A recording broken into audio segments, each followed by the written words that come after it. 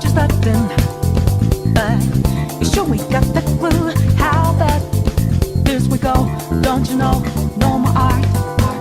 And as I look to the horizon, not a cloud, but then stormy weather's go too cold. Seems like it crept up out of nowhere, all around you is not what to foretold. You never see it coming. You see that my mind is too fast for eyes. You're done, but the time it hit you, you're not surprised.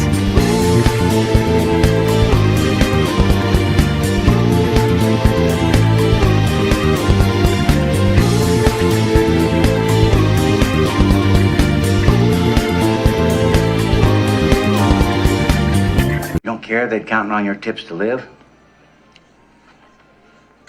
You know what this is? It's the world's smallest violin playing just for the waitresses.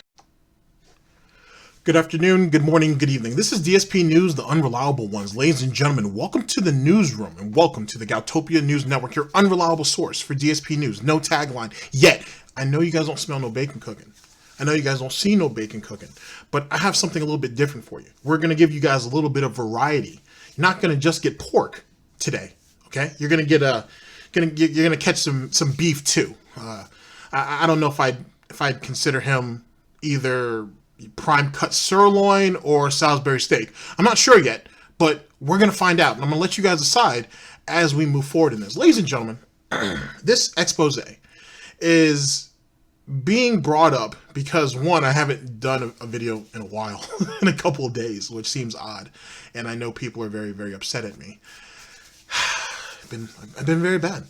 And also given the current climate around Phil. Now, Phil. So as you guys may or may not know, DSP has had some troubles. He's come out and said some things. It's a normal, pretty much day in the life, to be honest with you, when it comes to Phil. It's just I'm going to try to cover a multitude of subjects in one broadcast just to kind of give you guys, just to kind of flush out the story. And then I'll go back and do individual broadcasts later. Hence the reason why I'm calling this an expose instead of just a regular broadcast. I know you guys catch the meta. Now, but this is going to be a special one because we're going to go to a long-standing adversary of Phil's. ReviewTechUSA, Rich, who's someone who I haven't actually taken a bite out of in a while, to be honest. And I have some things in the works on that too. But for now, let's talk about DSP and Rich's relationship, which might be an ongoing thing later on, because in doing a little bit of research, just getting all this stuff together, there's a long-standing history between these cats. And I'm only going to give you guys a morsel. We're only going to have brunch, to be perfectly honest with you. You guys, we're not getting dinner. Not that I don't love you guys. It's just we're not going to be doing dinner. I'm going to take you guys out to brunch, though. It's going to be delicious. It's going to be delicious. And I'm going to give you guys a little bit of the long-standing back and forth between these two. But I'm really going to only give you one side of it. I'm going to only give you some of Rich's ReviewTechUSA side of it. I was going to try to do both. That would have been extremely long. And I would rather spend another day flushing all that out. And might actually take a couple of days. We'll have to see how that works. I have to do some cutting, and we'll see how that works all out. But in any case, this is going to generally revolve around the whole Phil spazzing out on Twitter to the composer of Apex Legends.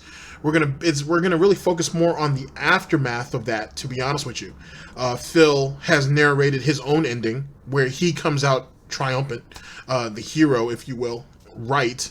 I didn't know that we were reduced to winning a Twitter conversation is considered a true victory. I didn't know that we've become so petty that that's what was important now. I thought if two sides could get their point across, and even if they agree to disagree, both parties just kind of walk away with at least a little bit more than what they came in with. I didn't know that winning was important in a Twitter conversation, but I mean, whatever. It's online, I suppose. You got to get a W however you can get it, I suppose. And anyway, in any case, we're going to go ahead and jump into a little bit of this. But before we do that, I want to go ahead and just throw some stuff on the screen for you. I'd like to thank some people who actually kind of put this all together for me. And I didn't grab the screenshots of this, but I wish I had. But shouts out to Bhil Purnell. Haven't had a chance to talk to him in a very long time. I wouldn't think there's any issue with us, but I just haven't had a chance to talk to him in a while. But in any case, he had a Q&A sent to him, which actually where Phil, in a safe space, I think, thought he could basically spill his guts on Rich. That's not going to be in this expose. But in any case, I was going through some of the comment section. Some of the comments in the comment section, I should say, I'm sorry. And there were some gems in there. There's some gems in there. There's some great comments. If I remember to, I'll link the video in the description so you guys can actually go by and watch it. If you haven't watched it, and if you have, just go back and take another glimpse at it. And definitely look at the comment section, because there's some real gems in there. And there was one that I think it was the Exceptional Detective, or I think it's like King of Pole, I think it is. But he had said that I think it was him. Don't hold me to that. I can't remember now. There's just a lot of great comments in there. But I think he had said something that I agree with 100%, that Phil should make basically a channel dedicated to just talking shit about people. And to be honest, I think he had said that if that, you know, he would throw dollars at Phil if he did his own kind of Kumite style and have him and Rich come on there and battle it out. I would do the same. I feel, even though that was what, 11 months ago, something like that. It was a while ago when that video came out. I would pay to see Rich and Phil actually battle it out on certain issues. Well, battle each other first, and just go ahead. So blood is spilled. Both of them are baptized in each other's blood. You know, the usual stuff. And then come together for business, not friends, because it's no fun if they're friends. Then come together from a business standpoint and basically each one of them bring an issue, gaming wise, whatever the case may be, and they argue it out. That'd be dope. To be honest with you, even though that does sound a little bit like Dick Masterson and Maddox. Whatever. You know what I'm saying? We need a new taste of that. So anyway, I have 5 videos to go over in this. I hope you guys enjoy it. It should be fun. But let me go ahead and drop this on you guys really quickly, and then we will move into the situation proper. So I'll see you guys literally in just a few minutes.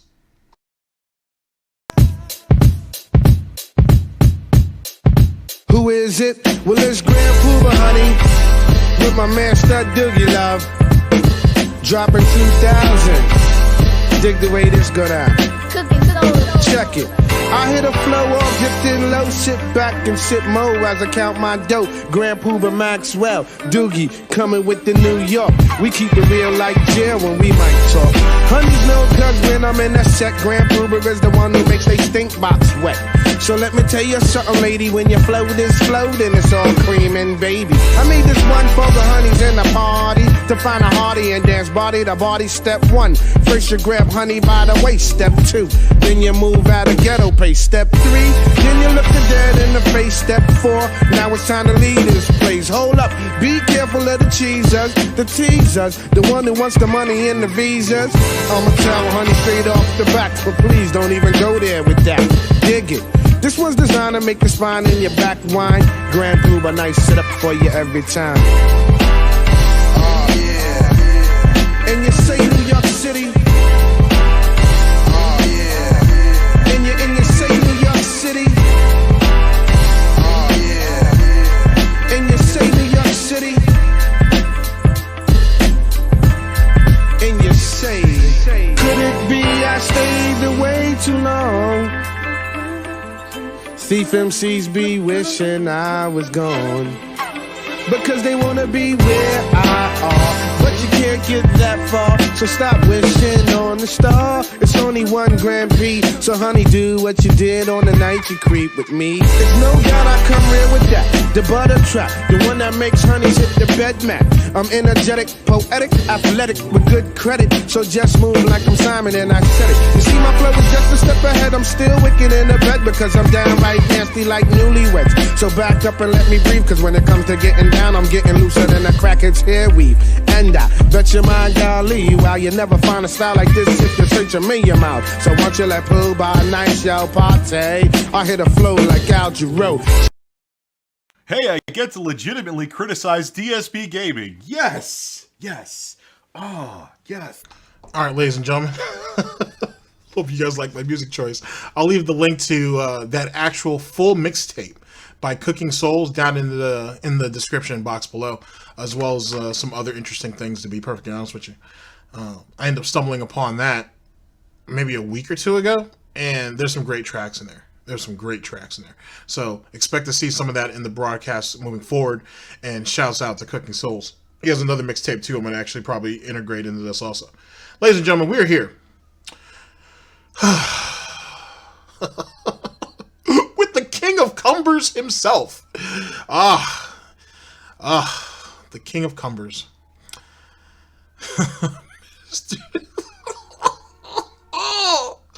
Mr. Flexing with all the extra water weight himself. ReviewTechUSA, ladies and gentlemen.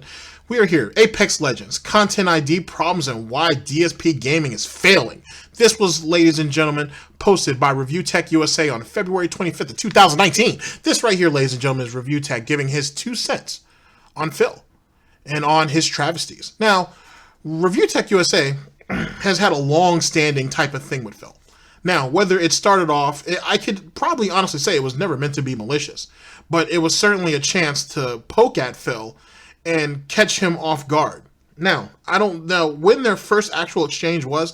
I couldn't actually tell you. There are people who follow Rich, and there's people in his detractor community that can give you more on that. But I think one of the big blowups they had was when Phil stepped up out of his face, got mad at one of his streams years ago, and that's when he went on that little epic rant about people were being lazy, no one showed up, I didn't even get 400 people, it's not my fault, it's not the game's fault, it's your fault, you guys are just being lazy and won't come out, so on and so forth. ReviewTechUSA I think he made a tweet about it. I don't think he actually made a video. I think he made a tweet about it, talking about, hey, it was kind of messed up you did this, so on and so forth. If people aren't coming out, it's because you're not giving them something to come out and see. You know what I'm saying? You can't attack the very people who you depend on, which Rich is right. And Phil, once he woke up out of his gin stupor from the night before, basically attacks Rich and says, well, let's backtrack that a little bit. Okay, because I don't have all the details of it. Basically, he's like, you're right, I get it. You know what I'm saying? I shouldn't have acted that way. And then he addresses that on a pre-stream. And then within that pre-stream, proceeds to attack Rich, saying that if you're going to make tweets like that, you should wait until I'm awake so I can react to it and address you directly. It's not fair that you did that when I was asleep, because it's not fair that you're doing that when I'm asleep because I can't react to it. Ladies and gentlemen, even back then, I don't know when this was. I don't know if this was like 95, 96, or sorry, 2015, 2016, because I haven't been following Phil that long. I can't remember which year it was. Someone's going to remember in the comment section. He had the nerve to tell Rich that you can't criticize me unless it's on my time. If I'm sleeping, the whole internet has to be dormant. Okay? Only Turvin and his almighty A-gang can run around and do all that bullshit and whatnot, so I can just hate Tevin for it. But for everybody else, you guys can't criticize me until I'm awake and I'm on Twitter, so I can see what you say and respond to it accordingly. Absolutely amazing. Now, if I remember correctly, Rich just laughed it off and that's it. Now, what Rich does is he goes ahead and he throws, I wouldn't say precision shots at Phil, but he throws them when he feels that it works to his general benefit and he has something to say about it. That's why Rich is going to say that he's going to, he finally has a legitimate reason to actually bicker at Phil. And in truth, there's a bunch of reasons to do it. It's just a matter of personal preference. You know what I'm saying? Some people just will go ahead and harp on every little thing. I guess you could say that'd be me. Or you have people who will pick their spots. In any case, let's go ahead and see what Rich has to say about this whole Apex Legends situation. Let me give you a rough summary before Rich goes ahead and gets into it. Basically, one of Phil's Sunday fun day, Brian and Kekin have to carry me to victory streams, was hit. Apparently, the Jump Master song that is played, it's about 30 seconds long, was hit by Content ID. We all know that Content ID is kind of shaky. And Phil, being Phil, instead of taking a couple of minutes to think about it, maybe go on Twitter, see what other content creators have to say about it, and then maybe make a tweet, or maybe just be smart and not make a tweet at all, decides to go downstairs, hit some gen real fast so he can get his fucking balls up, and then ran back upstairs and then started tweeting. Or, matter of fact, he may have gone ahead and just grabbed his bottle of Tanqueray, or he may have not had Tanqueray that day. He may have had Sapphire. It's his go-to if he doesn't have any Tanqueray. He might have grabbed the Sapphire, sat down, took a couple shots, and then started tweeting. Who could say? But Kat probably wasn't home, so she wasn't there to stop him.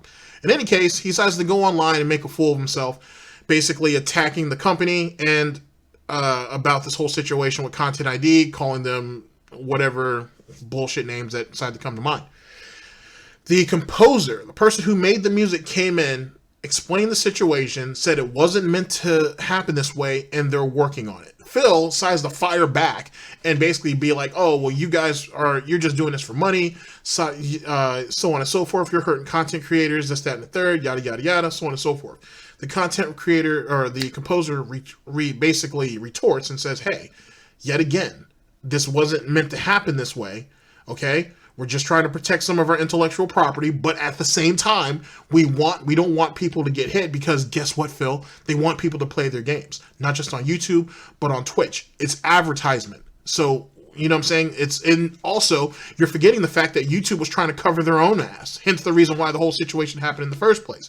In any case, so there's some small back and forth. Phil, being Phil, took the hoof, okay? He took the pig knee to the composer and said, okay, I understand it, and end of story, basically. Phil then doesn't want to talk about it because he ends up going on break the next day, if I remember correctly. And then after that, he doesn't want to talk about the drama.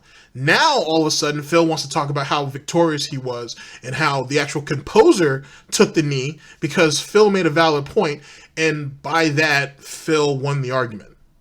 Huh? Well, we'll get into that because Mr. Stuff's actually covered that today. Today being the 7th. March 7th. Oh boy. Okay, so let's go ahead and see what Rich has to say. Here we go. Yeah. Hey, I get to legitimately criticize DSP Gaming. Yes. Yes. Oh, yes. Yes. Yes. And he didn't fap this time. He didn't fap. But he still did something stupid. Because he's DSP. Dark side Phil. Skip it up and that up.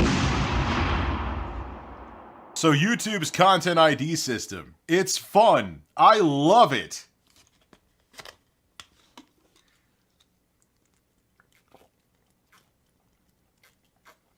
Well, anyway, especially recently. Now, I might be reaching on this. That might be just me. But that right there, what you just saw, that was a DSP reference. Now, that could have been a reach. But that's a DSP reference, I think, with the water bottle. It's because it's just like Phil to make a fucking little snorky point, right? And then go ahead and take a little sip from his bottle like he feels special. That's kind of what I saw there, but that's just me, though. I could be reaching. Most likely because Article 13 in Europe is moving forward, even more so, because no one's really paying attention. YouTube's copyright ID system has become even more vigilant. Every day I have more videos. Luckily, they're older ones that I'm not even going to try to fight the copyright claims. They get like 1 view a year now. All my older videos are in content ID claims. They don't give you strikes. What happens is you don't make any money off them and you have to dispute them. And a lot of times, unless the video is getting tons of views, it's not even worth disputing.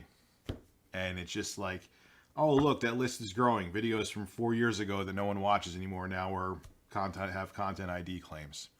Yay. Yes, it's a very flawed system, but YouTube has to have this content ID system as a safe harbor, because if they don't use this flawed system, then every record label and every movie studio would try to sue them into oblivion, and YouTube couldn't exist. So as flawed as the content ID system is, it's the reason why I could do this for a living. Yay, isn't it? And it's the reason why I can use clips of movies, TV shows, and whatever on videos that I don't monetize anyway, and I don't get hit with anything, except for if an ad does pop up, it's somebody else that's going to eat off of it. So it kind of works for the people who don't monetize their videos either. Yay! Yay. Fun that you have to depend on a flood system to keep your livelihood going. Well, anyway, Apex Legends, which is a battle royale game that was released by EA and developed by Respawn Entertainment and came out of nowhere, like literally, has been becoming very popular, and it's been live streamed a lot, both on Twitch and on YouTube. And well, the main theme, if you stream it on YouTube, is getting people who are streaming the game copyright ID claims. And people, of course, aren't happy because when your video has an ID claim on it, you don't make any money. As a matter of fact, the composer of Apex Legends music, Stephen Barton, actually said this on Reddit about the situation. Hey y'all, we're investigating what's happening here at the moment. It's new territory for me, but to my understanding, it's not expected. I always thought that such things were covered by fair use, because legally they are. But I suspect it's an automated system being overzealous and not understanding the difference between the inbuilt game music and music put on by the content creator afterwards. And therefore it was triggered by the soundtrack going live for sale. I think the Orchard Company is a parent company of the record label, but I'm not sure. So I guess that the Apex Legends soundtrack is actually now available for purchase. When that happens, I guess they put it into the soundtrack into YouTube's algorithm, and if it picks up that audio soundtrack, then it puts a content ID claim, which is such a broken way to protect the copyright system. But again, it's all that YouTube has right now. It's their safe harbor. If they didn't have this YouTube content ID system, YouTube just couldn't exist, period, with the way the flawed copyright system in the States. And not just because it went on sale. Like I said, it hit Spotify, it hit a bunch of different spots. Like I said, it was just trying to protect their music interests. Yet again, you could say that it's a bit of a misstep in the fact that, you know, when they went ahead and put the music into YouTube and they put it through the copyright system, or the copyright ID system, I should say, that they should have specified the difference between the soundtrack itself and then in-game music and so on and so forth. So that could have been a misstep, but then again, I mean, YouTube is not meant to really know that off the bat. I don't know. There's a bunch of different. I've seen some pretty good arguments on the whole situation, but yet again, none of these individuals who were arguing the point, most of them content creators, much bigger content creators than the two people in question, didn't spaz out like this. You know what I'm saying? It's like, okay, this is kind of messed up, but they're going to work it out. They will work it out. So it's not that big of a hit. You know what I'm saying? To be perfectly honest with you. And the composer himself is addressing the situation. You're trying to protect your interests while at the same time, Phil, hope you're paying attention, still trying to go ahead and put out a product that is going to draw more and more attention. But see, why does Bhil Purnell feel the need to go out and spaz over something so minuscule that will be taken care of? You know what I'm saying? It's like Phil, it's almost like in some ways, Phil does this to get attention while also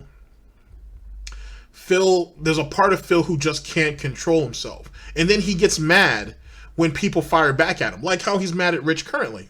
Not to say that he wasn't mad or didn't already hate or hasn't already talked shit behind Rich's back already, but he's even more pissed off at Rich now because he ain't made a video on him. But what did you expect? There was a bunch of people who made videos on this situation and then threw Phil in there in passing, but they still threw him in there. People still got a chuckle out of it. So what's the difference? What's the difference? It's very obvious, Phil, that because another argument that can be made is Phil isn't stupid. He understands how the system works, and he's just looking to be a bitch, because a bitch is just going to rant about whatever they can just so they can make themselves feel better. All Rich is doing is just presenting the situation and pointing out how you basically fell out of line yet again. But in truth, as most people will point out, you more than likely did this on purpose. So what the fuck are you getting mad about? Because people decided to call you out on it and the situation as a whole. And you haven't had a very good track record over the last year when it comes to Twitter. You're basically I'm holding on to the theory that you're slowly but surely trying to make yourself some form of pariah on Twitter to gain yourself more attention so people can come to your streams. So it's almost like, bear with me for just a second. It's almost like Phil's trying to make himself look like an irate asshole on Twitter. So they will come to his streams and see how chill it is, see how positive it is. It makes me sick just saying this. And so on and so forth, thinking that that's going to be a way to draw him in. Oh, well, we had a negative connotation about Phil. Oh, we were wrong about him. Let's go. He's not that bad of a guy. It don't work that way, Phil. It doesn't work that way at all. If someone sees you spazzing out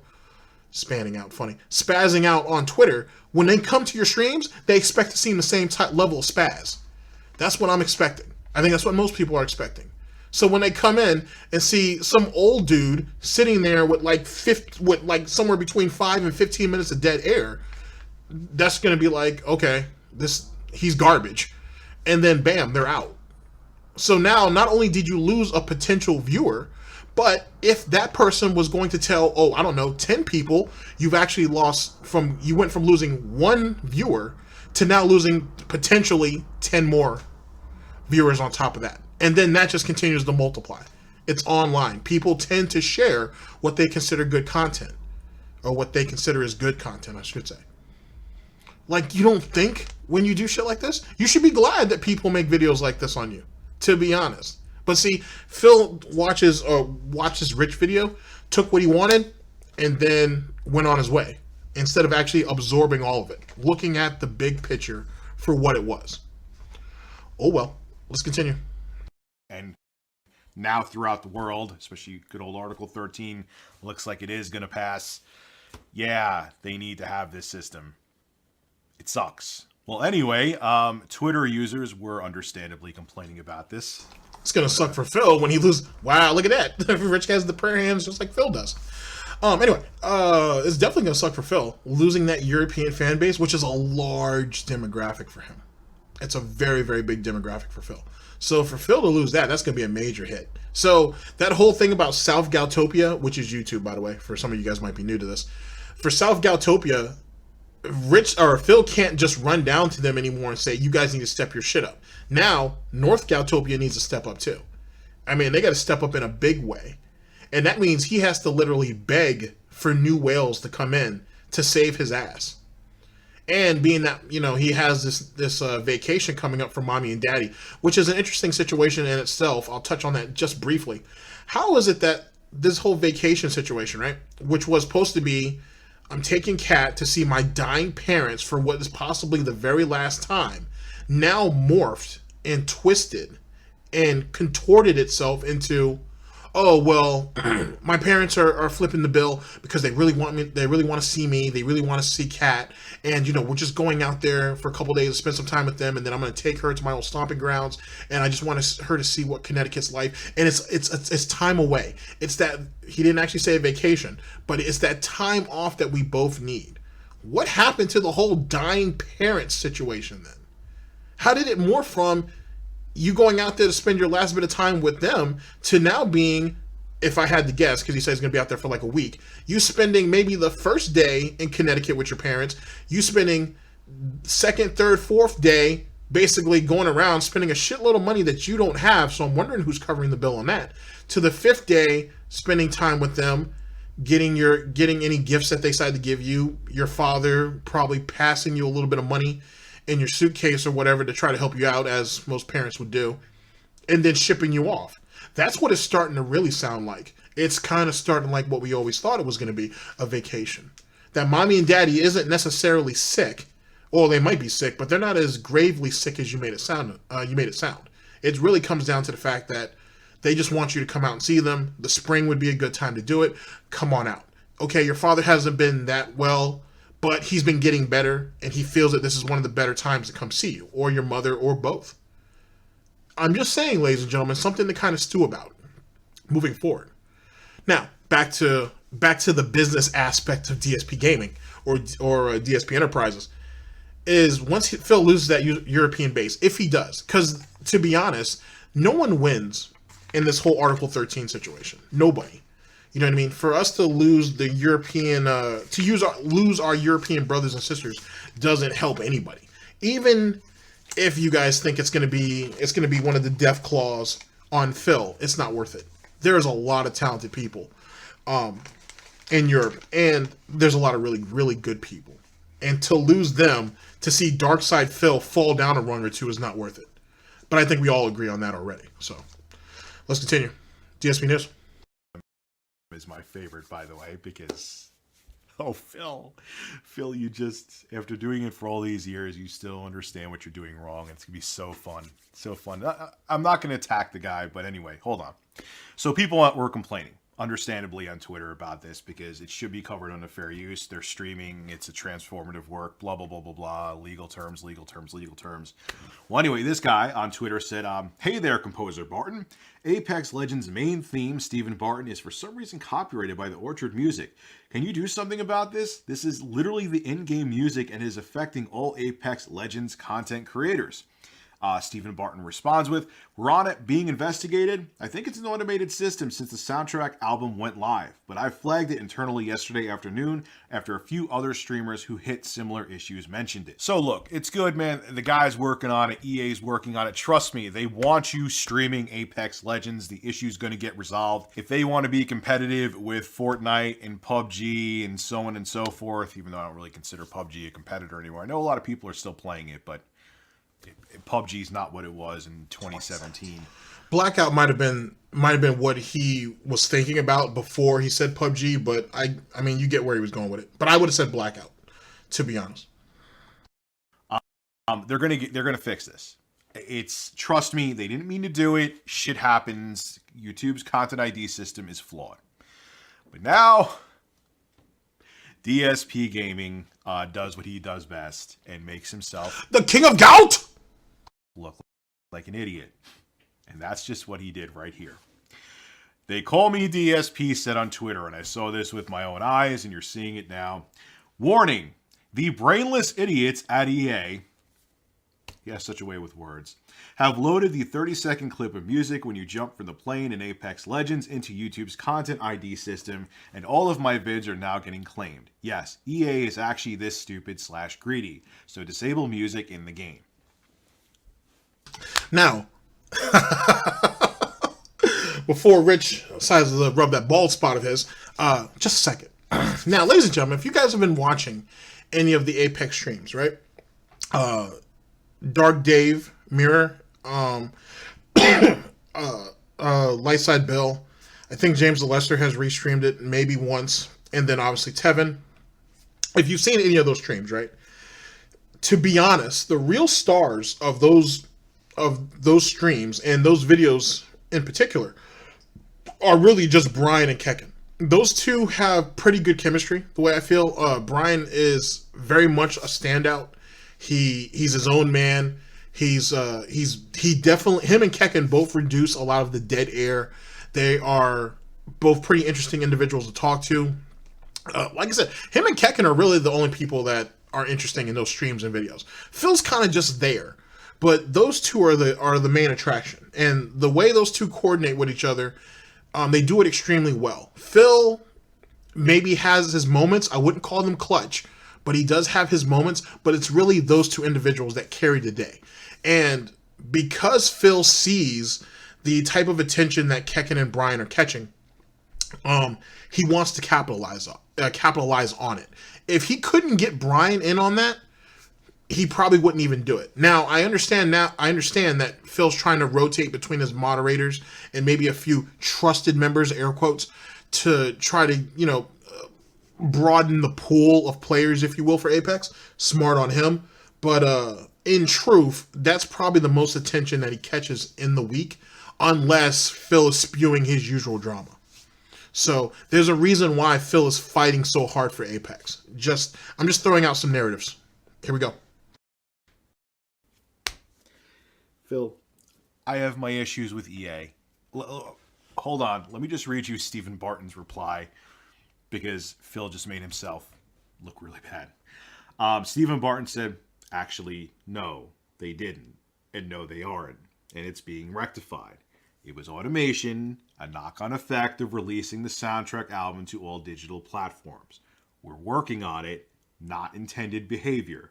Sincerely, the brainless idiot that wrote the music. Okay, Phil. Now, before I criticize Phil and let him know that this is his part of his major inherent flaw, that he takes himself way too serious. I have made many mistakes in my YouTube career.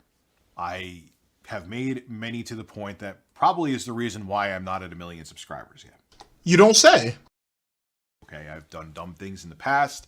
I've given trolls way too much attention, which I've done a complete 180 on. Took me long enough to realize it because I am an idiot myself.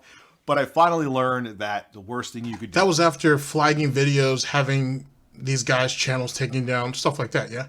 Yeah? Yeah? Yeah. It was feed a troll. Only took me about 2 or 3 years to learn that, but I did. Your problem, Phil. Now, this is just to take...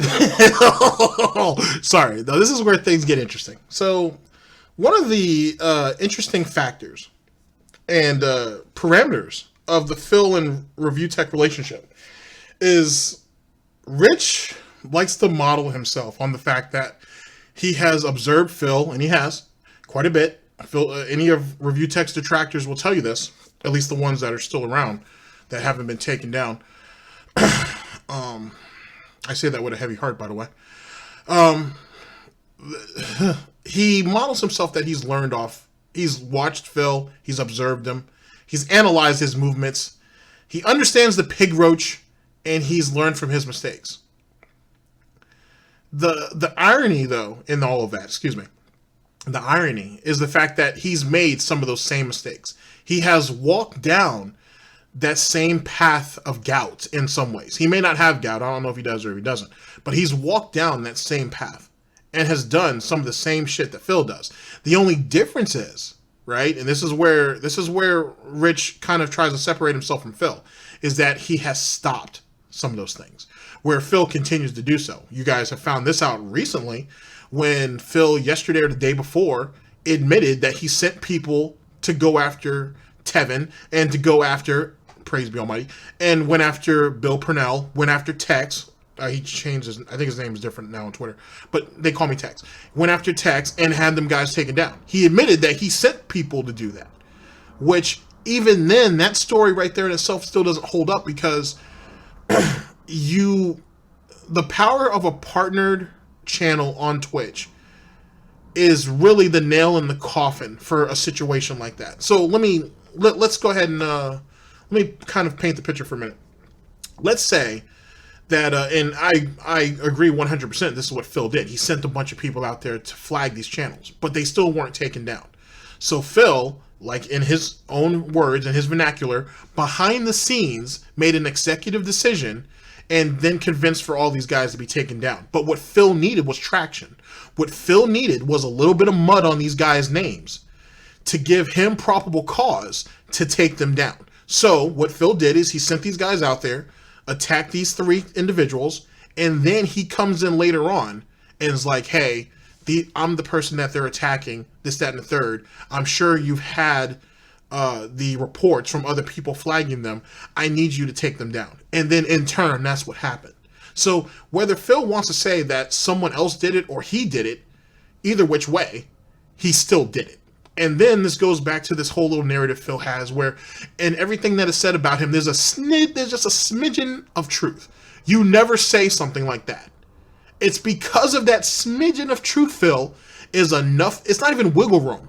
It's literally the Grand Goddamn Canyon. Because you're a fucking well, I wouldn't say he's a pathological liar. He might be.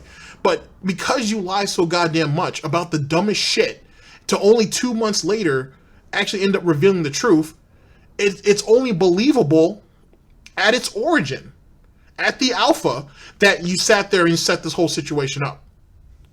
But we'll address that at a later time and date.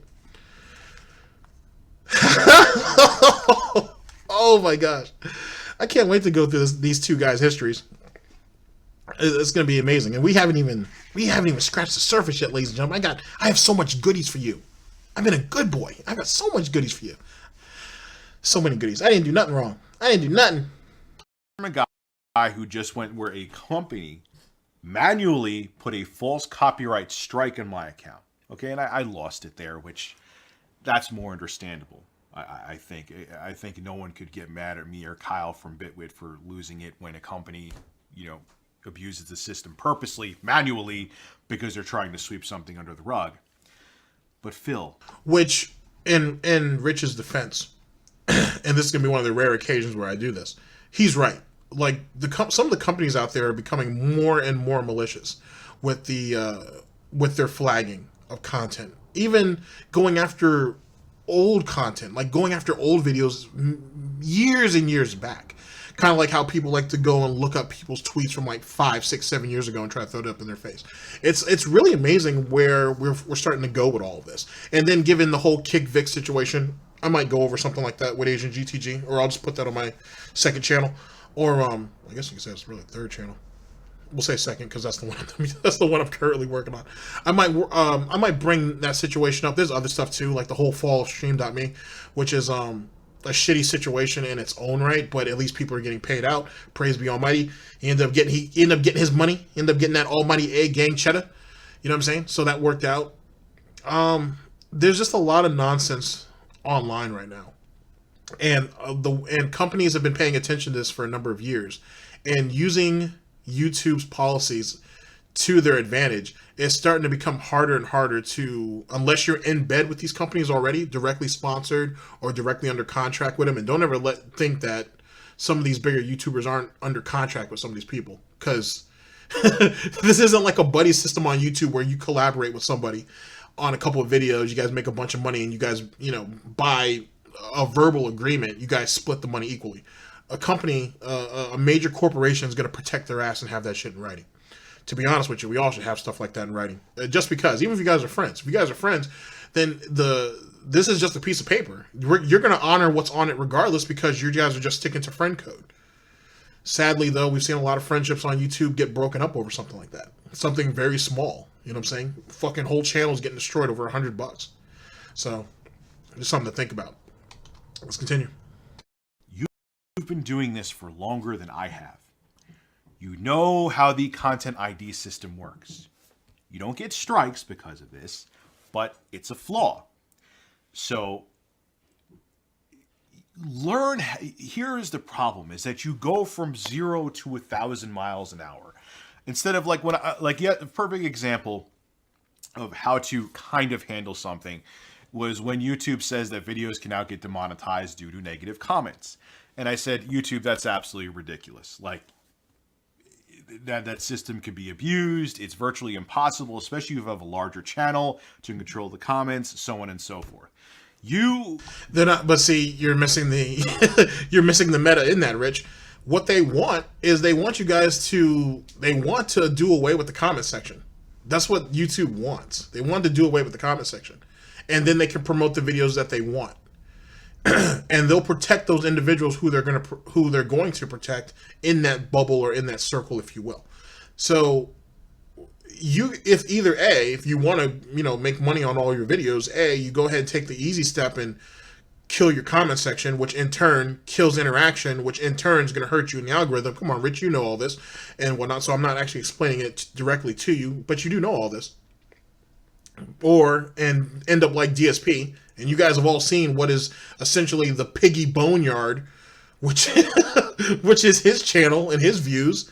You can either go that route, or B, you're going to have to be more diligent if you really want to protect your bottom dollar. YouTube is looking to step away from all this stuff. But then again, Rich, a friend of yours, Monday Matt, said that he wanted to have the likes and dislikes taken away, which is also engagement. That's going to hurt. That would hurt you guys quite a bit too, which is also something Phil does. Yet again, you can go to the spare rib boneyard, and over that is Dspgaming, and you can see how that worked out. You could see, if you go back into the Internet Time Machine and see how well KO Gaming was doing until Phil ended up getting hit in Spamgate, and then went ahead and moved over to KO Gaming, and then fucked that up by taking away the comment section and possibly the likes and dislikes over there too. He took something that wasn't being messed up and went ahead and cut it all down to feed his own ego. Phil is very good at destroying himself, which is another thing I'd like to bring up to you, Rich, and I'll bring it up even further as we move in through this broadcast. You, Monday Matt not so much because he's in a whole world of shit in his own right, and Wings. It's funny how the three of you have watched Phil for so long. You guys can see all of his inherited flaws. You can see how the way he conducts his business, the way he conducts himself, his life decisions, and so on and so forth, are hurting him, if not killing him. And yet, all of you have, in your own ways, done almost the same thing. Now, let's go ahead and push that to the side, right? Let's go ahead and push the potato salad to the side for just a minute. And let's go ahead and pull the coleslaw forward. Why is it that you guys have so much hope in Phil? Why do you guys have so much faith in him? That after all these years, and as you said yourself, Rich, he's been doing it much longer than you, probably longer than Mundane Matt, and Wings is debatable, to be honest. You guys think that now, in Phil's later gouty years, on the onset of diabetes, probably, he's going to go ahead and turn around. I don't understand why you would do that. I don't understand why anybody would do that. But I don't fault you for that, to be honest. That sense of hope in a fellow content creator is admirable, I'll say at the very least. Sadly, though, at the end of all of that, if what any of you have said is genuine, you're going to be highly disappointed at the end. Highly disappointed. I saw a thread on Reddit, I had talked about this on another broadcast, where there were some individuals that were asking, hey, does Tevin hate Phil? Because they feel like his attitude has changed towards Phil since the beginning. Whoever it was who made this thread had been watching Tevin for a long time and watched a lot of his old material. And he feels like that Tevin's attitude has changed over the years. And I think there was an overwhelming and resounding result of no. He doesn't hate Phil. It's the frustration of watching someone over the years, giving good advice, trying to reach out to him, seeing others try to reach out to him and give him the same type of advice, and Phil believing that he's superior, believing that he knows better, just casting all of them to the side. It's the frustration is probably what is, I can't speak for Tevin, but would be one of the reasons why. You can almost see that same type of, I wouldn't say a change, but you can see that same type of thought in Theo also. And Arjun also too. And well, these are guys that I watch, so that's why I bring them up. You can see kind of like that. It's not really a shift. It's just they're kind of resided that Phil's going to do what Phil's going to do. But you should still, that doesn't mean you shouldn't give the advice out. And this is something that I've said much, much earlier. Whatever advice that is given or that you see that's sent down or sent towards Phil can be applied to other people and can be used elsewhere. That's why it should be said. I understand people don't like anybody giving Phil advice. Phil will only take what he feels that's useful, and he'll corrupt it either which way. But in any way, you guys can still take that material and use it for yourselves and use it somewhere else. So it kind of benefits everybody in this whole circle, if you will. Like I said, Phil is a user. He's a parasite. He'll just take what he can, and he'll discard the rest because he doesn't see any inherent value into it. And that's fine. But that doesn't mean it still shouldn't be said. And Phil has just recently come out and said that he hates Tevin, which is sad. It's super sad. The guy restreams your shit and makes it entertaining, and you hate him for that. But then again, having the general idea that, everybody that's on his stream, those are my viewers. If they were your viewers, they'd be over there supporting you. If they cared about you so much, they'd be supporting you. If the people who are over there now gave a shit about you like you said they do, who appreciate you, who appreciate your streams, and so on and so forth, you wouldn't have to even ask for money. They would be there to give it to you. You could lay out what your situation is, what your crisis is, if you will. Shouts out to Dante Crisis. You would lay all that out, and they would just help you out wherever they can for as long as they can.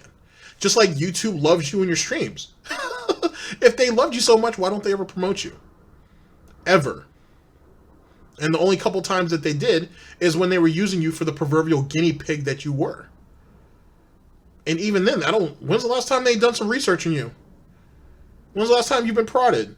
I don't know, Phil. Looks to me like they, it looks to me like they used you for what they needed, and your reward, if you will, is anonymity.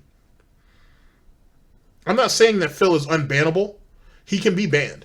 But for right now, he's protected because he was useful to a group of people, not just through Twitch, but for the people that Twitch is trying to protect in a way that he could never be for himself. And that must hurt. That must really, really hurt if you think about that in the grand scheme of things. But that's neither here nor there. Let's continue. Instantly go into, demeaning people. The brainless idiots at EA.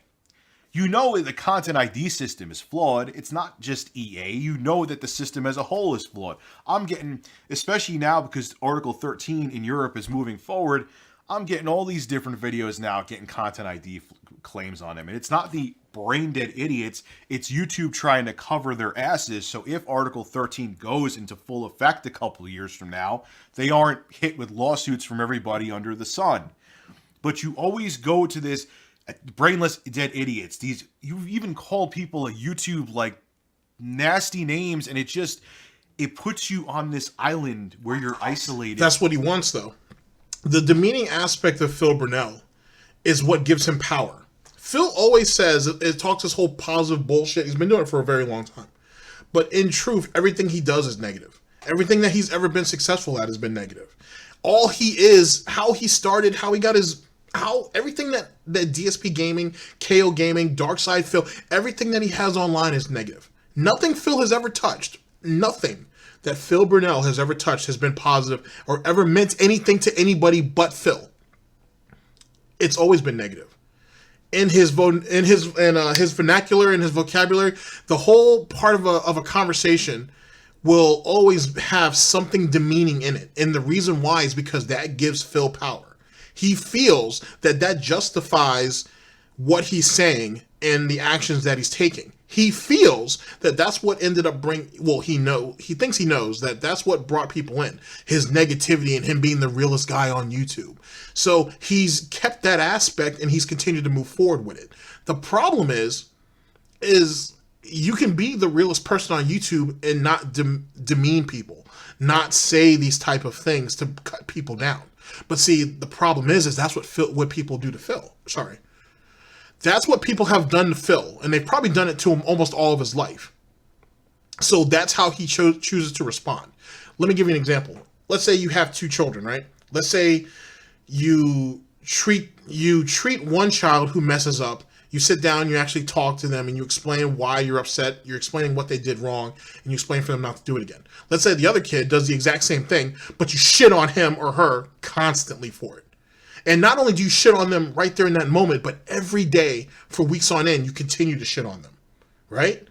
Well, what eventually happens is that child ends up developing this negative annotation about anything that could be perceived wrong or anything that annoys them or irritates them or the people around them, and they instantly attack it. That's what Phil is. Phil, and now whether that's nature or nurture, I couldn't tell you. But it's probably a combination of both, to be honest, but I couldn't tell you for sure. But that's how he reacts to all situations. All of them. And if ever, this is probably never going to happen, but if Panda ever decided to come out and open Pandora's box, right, you're going to find, I assume there was a whole lot of demeaning in that relationship. I'm sure it was as toxic as people say. All jokes aside, it's toxic as shit. And that's why with Cat, he's trying to go another route. But he can't. Because at the end of the day, he's only going to be what he is. A pig's got to snort. Just like a pig's got to eat and a pig's got to shit. It's just what he is. And Phil is good at walloping in his own shit and eating it if he has to, if he can prosper from it. It's the way of the world. Let's continue. From everybody. You constantly, I've seen you, Phil, and I'm not talking about like troll highlights videos. I've seen your streams, and you give your trolls way too much attention too. And you would think after year upon year of you going through the same thing that you would learn, and you don't learn. And that's why you're in the situation you're in with your channel. Look, I've done countless mistakes, and I'm still going to make mistakes. I'm human. I'm a dumbass, and I'm sure I'm going to screw up stuff in the future. You don't say. But you don't seem to learn from your mistakes. Like, interesting. That was not the way to handle that situation. The brainless idiots. Now, if you got a well, that's intriguing.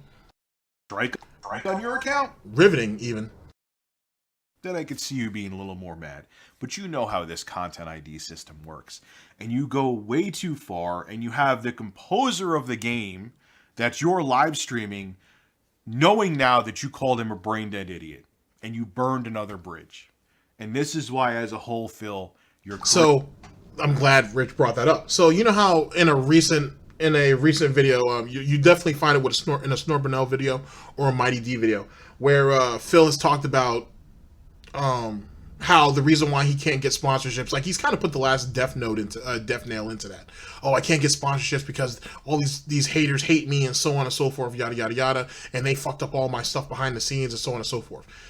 he never takes into account what Rich just said here, what he's done publicly. How he's lashed out at people publicly. People pay attention to that stuff, and people send that shit around. People share it. And like any major corporation, they have buddies over at other corporations or whatnot, and they share that information too. There are corporate blacklists, and you'd be surprised who's on them, quite a bit.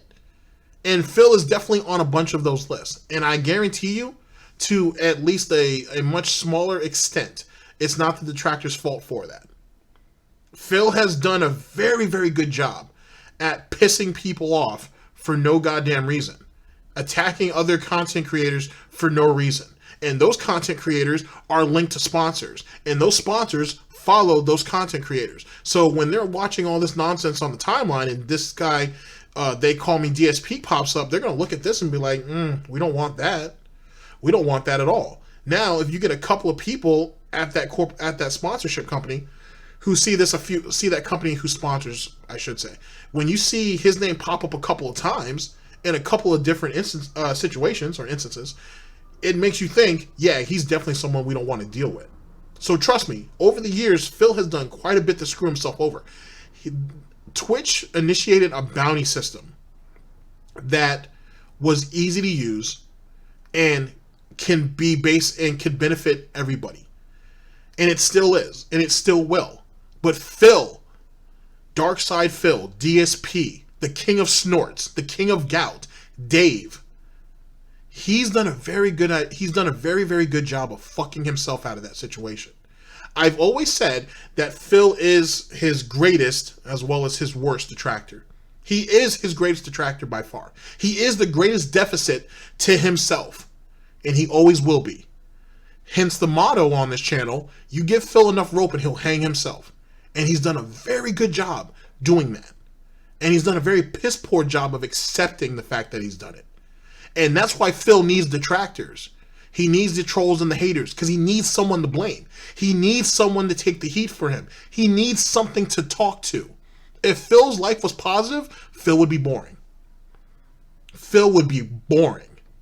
And then Phil would attack other people and then get mad when those people decide to bite back. Look at that whole situation with PewDiePie that he's still holding on to. Look at that shit. You know what I mean? And he still hasn't learned, and he won't. Phil doesn't have the capacity to do so. He'll do only what is within his own nature. DSP News. You're both on Twitch and on YouTube are hurting because you are so out of touch with the things that you should have changed about yourself that it's almost too late now for you, dude. And I know you're going to see this video and get pissed off, but I don't dislike you. I'm just trying to give you some advice. I may have made a lot of mistakes too, but I've also done a lot more right on my channel, and that's why I'm further along, man. Not to bring up Fapgate again, but it's another perfect example of how you take yourself too seriously. Look, and I gave you credit with that. That situation... man, he was stroking for life. He needed chronic masturbation resuscitation to help himself there. He really thought that was going to help his Twitch and YouTube channel. You shouldn't take that away from him, Rich. You should not take a man's stroke away from him. For shame, sir. For shame. Could happen to anybody. It's happened to female streamers. It's happened to guy streamers. You think that OBS is off. You think that, hey, man, I'm done streaming. I want to go check out Pornhub. And the next thing you know, you're fapping, and you think you're done streaming, and everyone's seeing that you're fapping. And it was obvious that you were, and luckily we didn't see your mushroom. Because if we did, you wouldn't have a career at all right now. But where you messed up again is because you take yourself too seriously, you didn't just come out and say it. No pun intended with saying come right there, but you get my point. You didn't just come out and say, hey, look, guys, yeah, thought the camera was off. I gave myself a little stress reliever there. Happens, I'm sorry. And if you did that, that situation not only would have just went away much quicker, probably would have helped your career a little bit, but you tried to brush it off as, oh, I was scratching my leg, I was doing this, I was doing that. And then when you saw that it was starting to get attention, then you actually started to play along with it. But it was too... No, you're missing some points to be honest with you. First thing was, as he said, it didn't happen. Then when the video started popping out all crazy, he started taking videos down. And that's because he was still with Machinima at that time, I think. He started actually trying to take videos down. That's what he did. He tried to take all these videos down and shit. He failed at most of them, but I think he got a few of them. But he failed at most of them. And then, after months and months and months, he tried to, well, maybe not months and months. Then after a little while, he accepted it, tried to play off of it, and tried to benefit from it. But by then it was already too late because people had already come out and said, he tried to take my video down. Or Machinima tried to take my video down on his behalf. And so on and so forth, which ended up just developing much more hatred, well, disdain, I should say. Much more disdain for Phil. That's what ended up really kind of being the chopping block for Phil. See, when Phil can't exercise strength, then he takes the knee, or he takes the hoof, and then he tries to play off of it to profit. It's kind of like the "this is how you don't play" situation. He could have worked out a deal with those guys early on. Everybody could have made money. Everybody could have made good money. Phil didn't want to do it. Suppressed it for years. And then came out and did what? The KO Gaming Community Creation Program? Or whatever that nonsense was. And it was a complete and total failure. And then he just abandoned all of it. And that's what Phil does. Yet again, it's in his nature. Too late, and people saw you were trying to take it too seriously and you're trying to damage control it at first. Stop, Phil, taking yourself seriously, dude. That's your biggest character flaw, and that's the biggest thing that hurts your channel, and that's why you have people keep trolling you, because they know they can always get a rise out of you. Take it from someone who fed the trolls for way too long myself, until I finally put the brakes on about a little over a year ago. Stop feeding the trolls, stop taking yourself seriously, and stop posting dumbass crap like that where you call the composer of a video game that you're live streaming a brainless idiot, because it does nothing but hurt your career. YouTube's copyright system is flawed, and there's nothing we could do about it, because if it didn't exist, we wouldn't exist. Stop leaving dumbass tweets like that, and stop taking yourself so seriously. This is Rich of ReviewTechUSA signing out. Have a good one. I know no matter what I say, he's still going to hate me more for saying this because he doesn't get it, but it's what it is. Hey, congratulations if you made it to the end of... Okay, Oh, okay.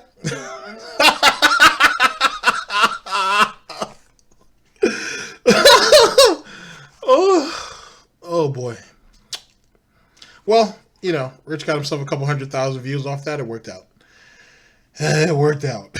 All right, ladies and gentlemen, let's go to the second video on this broadcast, brought to us by MrHuth's Dark Side Phil, winning Twitter fights and no Connecticut vlogs. So this right here was published by MrHuth's on, well, today, actually, March 7th of 2019. Here we go. Clays 009 tipped me $1 and says, some people go home and play music, others watch their favorite TV show. I come home and I watch you. I don't get all the hate. For me, it's pointless. If someone doesn't like you, you just don't watch. Hope you have a wonderful time with your parents. Love you. Thank you very much, Van Clays, for the $1 tip, the first tip of the day. And in truth, Van Clays, the truth of the matter here is that recently, I don't really see the hate anymore. The stupidity of people who try to create bandwagon hate, I laugh at it and ignore it because it's so pointless. Like, I'll give you a perfect example. 2 weeks ago, I made a tweet about getting my videos of Apex Legends content ID matched on YouTube for the soundtrack, which is preposterous.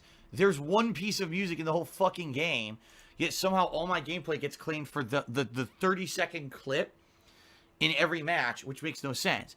So I put up a stink about it on Twitter, all right? The composer said, oh, it's not EA, it was a mistake.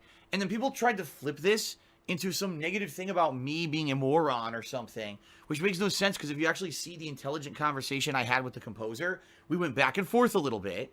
And the way it ended basically was the composer wants to make money on his work, put it on iTunes, and when he did, he also loaded it into the YouTube Content ID system, which is erroneously claiming videos, to which I told him, that's your fault. You shouldn't be using the Content ID system for video game music. You should know better because we all know that Content ID doesn't work, so shame on you. And basically, the guy never responded to me again.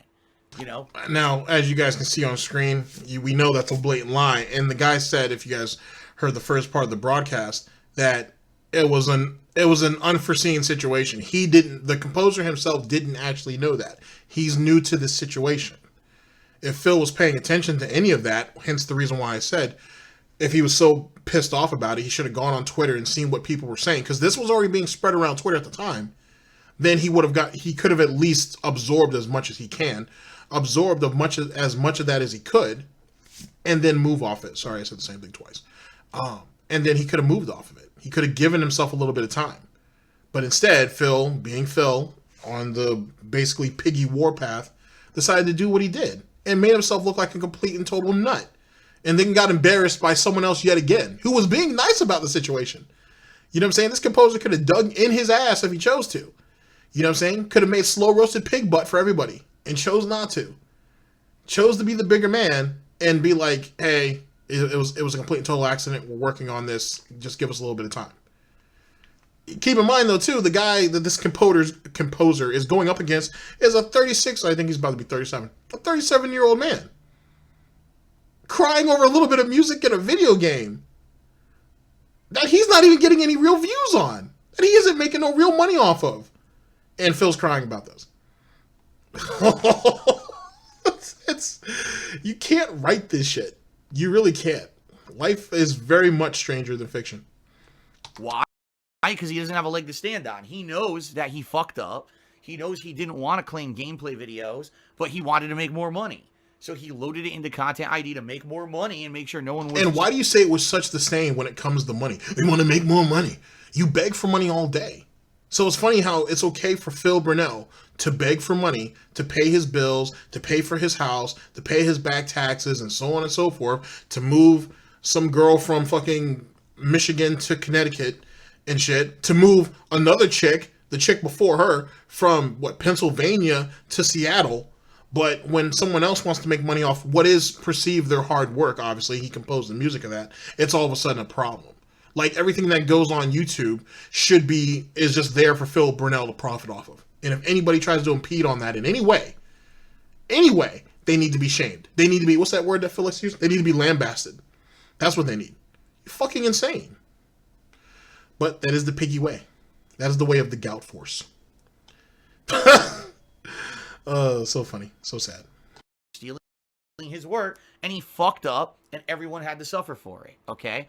I was completely right, 100% in the right in the situation, but the people who want to talk shit about me ignored the rest of the conversation. All they did was look at my original tweet and his initial response to it, and that's all anyone talked about. And they completely ignored the conversation where basically I proved that Content ID is wrong and he shouldn't have done it, and he stopped responding because he had nothing to fucking say. All right, but this is what people do. Now, what happened?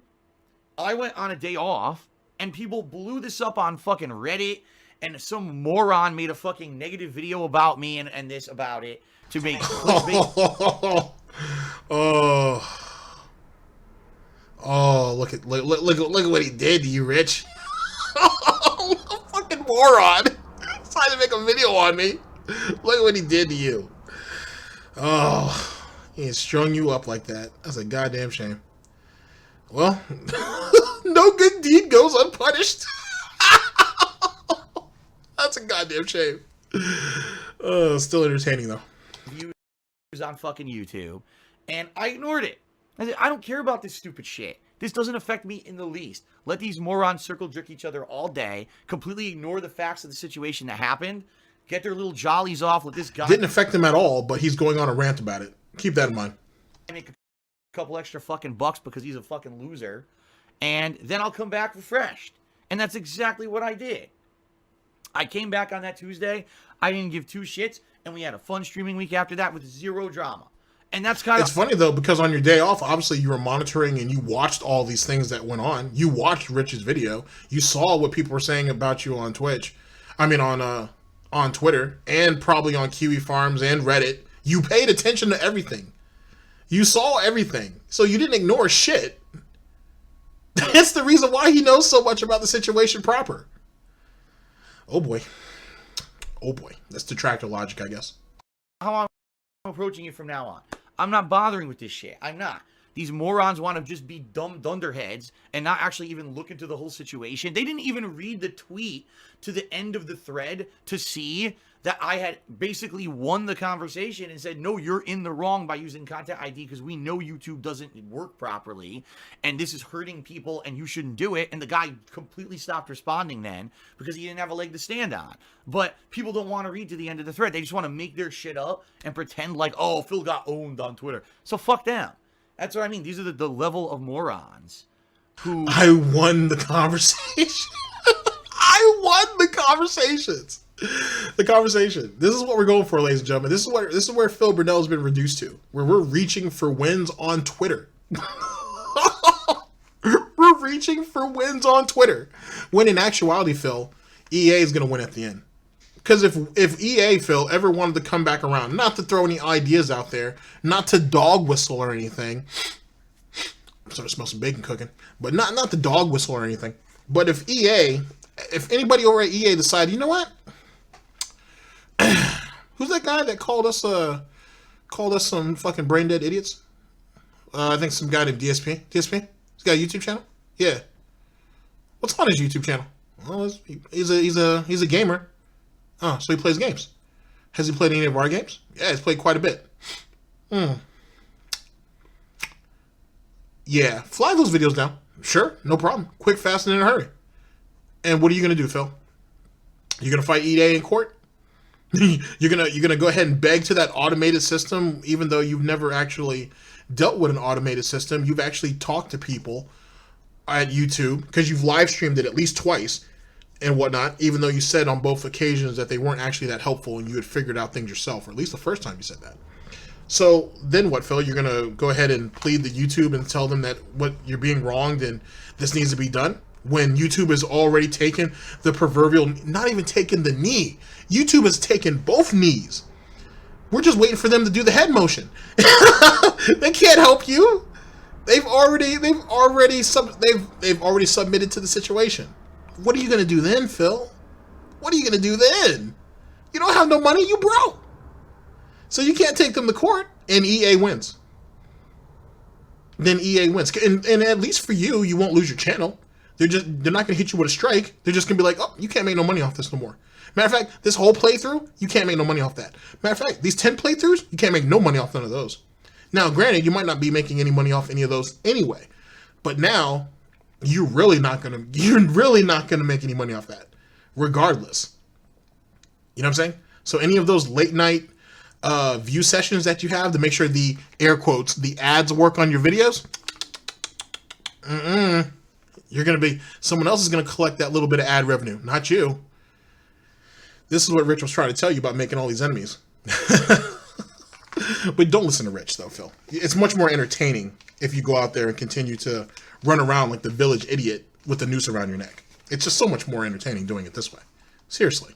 Be the realest guy on YouTube, Phil. Strive to be great. Continue the ways of the gout. The ways of the snort. It fits you so goddamn well. DSP News? Make fun of me and want to say stupid shit about me, let them fabricate their own nonsense. Okay? So, go ahead. Let them make their own stupid fucking nonsense. Let them make their clickbait videos to make extra fucking money, right? And have absolutely nothing of any kind of, well intentions at all. Let them make their jollies, make their money. And I do my own thing. There's no way I can stop these people from doing the negative shit about me. It's been so long that people do this to me regularly. I just don't care anymore, right? All I care about is being here for you guys every day, putting out positive, fun content. And I'm glad to hear, Van Clays, that I entertain you and that you come by and this is your relaxation for the day. Thanks for that. Okay? Ponage 101 took me $5. And in a nutshell, basically what he says is, it would be nice if I would do a couple of vlogs when I go to Connecticut with Kat next month. I'm very unlikely that I'm going to do that. I'm just being very honest here. The very few times that Kat has appeared in either a photo or a stream, it's been nothing but a negative experience of people being nasty. Okay, let's talk a little bit about that. One, you were warned, Phil, not to put that girl out there. You were warned. And the moment she got there, the moment she touched down in Seattle, you decided to go ahead and put up pictures and put her on Instagram. Now, I've already given my theory on why he did that. I'll give you guys a small summary. Oh boy. Taking the picture, putting it on Instagram, 15 minutes later, between 12 and 15 minutes flat. Kiwi Farms had the information. We knew who she was. It is what it is. That benefited Phil. Phil knew that was going to happen. Why, you say? Why would he put that girl through it? Because it locks her in position. It locks her in. There's nowhere really she can go. She had nothing to really go back to, so to speak, when she left Michigan, and now she's firmly cemented here. He used, you could say, he used the detractors to his advantage to lock her in position. So that's what the whole situation was with him putting those pictures up there. He knew what was going to come out of that. He knew it, and it put her in position. And it also drummed up speculation and curiosity and anticipation for the streams that end up following. Those IRL streams that we saw, we saw 3 of those in all? I mean, really, we probably only saw 2. We saw when she was first introduced to us, and then the 2 following, and then that was it. And then we ended up getting the holiday stream in October, which was a complete and total bust. And that was on Phil's part because it was poor planning, poor execution. It was just terrible. It was just a poor performance all around. Nothing completely unusual in the Phil Purnell house, of course. And it led to essentially its downfall. The negativity came all from Phil. He used that girl to profit, and it didn't work. It worked for a little while, but he couldn't make it work in the long term. And so there you go. And then, as it pertains to the Halloween stream, which was the last time we saw her, you know, that moment in time, that milestone where it was Tevin's fault, because that's always fun. That right there was kind of the nail in the coffin. Am I saying that's going to be the last time we're going to see her? No. What I am saying is because Phil wanted to exercise control through that whole stream instead of what's the word I'm looking for? Diversifying responsibility between him and Kat and actually work like a goddamn team, he completely killed the experience for her. That wasn't the detractors. That was her. I mean, that wasn't the detractor's fault. That was his fault. So that's what that situation was. And keeping her, you could say keeping her on ice, that's what he's doing now. You could say she just doesn't want to be part of his streams anymore. We don't know. But either which way, when she comes back, he's hoping to benefit from it again. But he has to put the narrative out there. Oh, she's not going to come back. It's all those brain dead idiots' fault, and they screwed it all up, and this, that, and the third. She'll never come back. And if she does, you know, it'll only be brief, and that was it. Yet again, building the anticipation up, putting out the hope that she might come back, and building the anticipation while at the same time saying, no, it's not. It's, you know, these brain dead idiots ruined everything. It's all their fault. So why on earth, right? Why on earth would she want to be part of it again? This is supposed to be... Why would all of your girth and gout would she want to be with you? Just saying. Time for her and me to meet my parents. Well, he doesn't have a lot of girth anymore. He's been systematically starved. Hence the reason why he's just lanky and pale now. It's really sad, to be honest. My parents, obviously, I've met my parents before. Spend time with them, and then for her and I to see stuff around Connecticut. And the other thing is, I know for a fact that she and I will be doing some things that I did with my ex. And do you really want to now have videos where, oh, it's us doing stuff, but oh, now we can compare this to when Phil did it with his ex and shit. You see what I mean? That's how these fucking dumb kids are. But let's talk about your dumbass for a minute. Why would you take your soulmate to go to the same haunts that you took your girlfriend or your ex-girlfriend? How small is Connecticut? There's no other Italian restaurants or places you can take her to? Seriously? I mean, I can see you driving by some of those haunts. Maybe, you know, walking down the street and showing them, hey, this is where I used to hang out at, and so on and so forth. But you're talking about literally recreating the same scenario with just a different woman. What did you think was going to happen? Why do you think people are criticizing you? You ain't lived in Connecticut all your life. You never went anywhere else. It's not like you took Panda everywhere. So you're telling me there's not some little places out there that you haven't tried yet that might be good and you couldn't take her there? You're telling me that you can't develop new memories instead of just living in the past, which is kind of what you're doing. Oh, I don't know. Just a brain dead detractor. Exactly how they are. They're such brainless idiots. They think that, you know, doing that stuff is meaningful. And they will. There'll be micro analyzations of shit like that. You know what I mean? Like,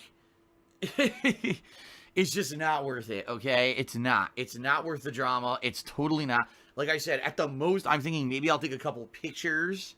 But, That's the bait, by the way. That's going to be bait. So anyway, the chances of any kind of vlogging are incredibly slim to none.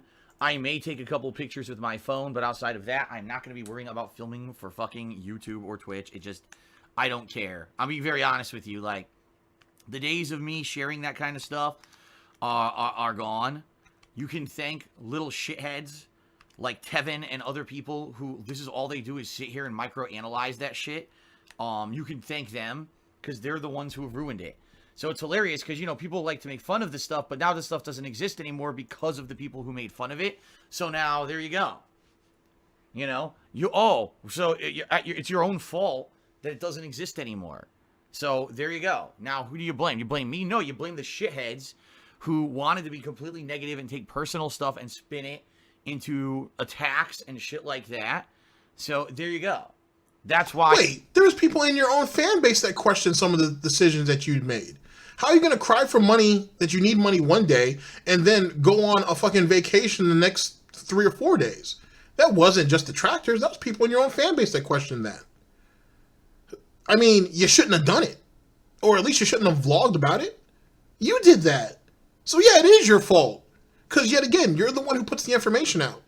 And you painted the narrative before you went ahead and took the action that caused people to question it. You can't, yet again, you can't cry broke and then take 3 or 4 days off to go on a vacation and then vlog about it and then come back and not expect people to be mad or want to question it. You did that all on your own. That was a train that you're the conductor of your own train when it came to that situation and the situations that perceive that. So how is that anybody else's fault? That's why you don't put your fucking life online. But you did it because you could monetize it. So you can't be mad about that shit. And don't sit there and send that, well, they're going to come over here anyway, as they're going to hit any detractor. But don't send them over here sitting there saying that I fucked anything up. I just called what I saw.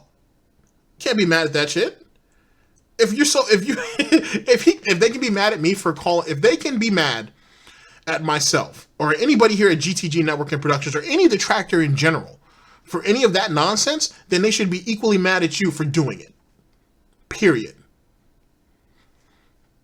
And the reason why you're talking about this whole trip bullshit is because you need to drum up enough financial support while you're gone so when you come back, you're not completely in the fucking hole. Because as according to what Phil is saying, he's not shelling out any money in this.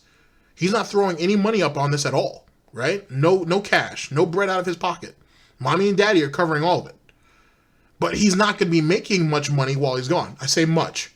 He's not going to be making much money while he's gone. Hence the reason why he needs these guys to donate, give subs and tips and all that shit while he's gone. He's leading up to that. And as we get closer and closer, he's talking about leaving in what, third week of March or of April, I think. Second or third week of April, he's gonna drive the narrative home. Hey, while I'm gone, please support me.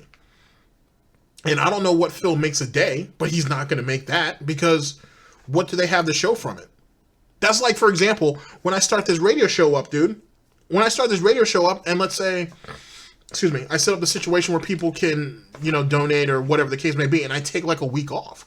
I'm not going to tell these people to, hey, you guys can continue to give me money or donate or whatever the case may be. I'm not here. I'm not providing anything for them while I'm gone.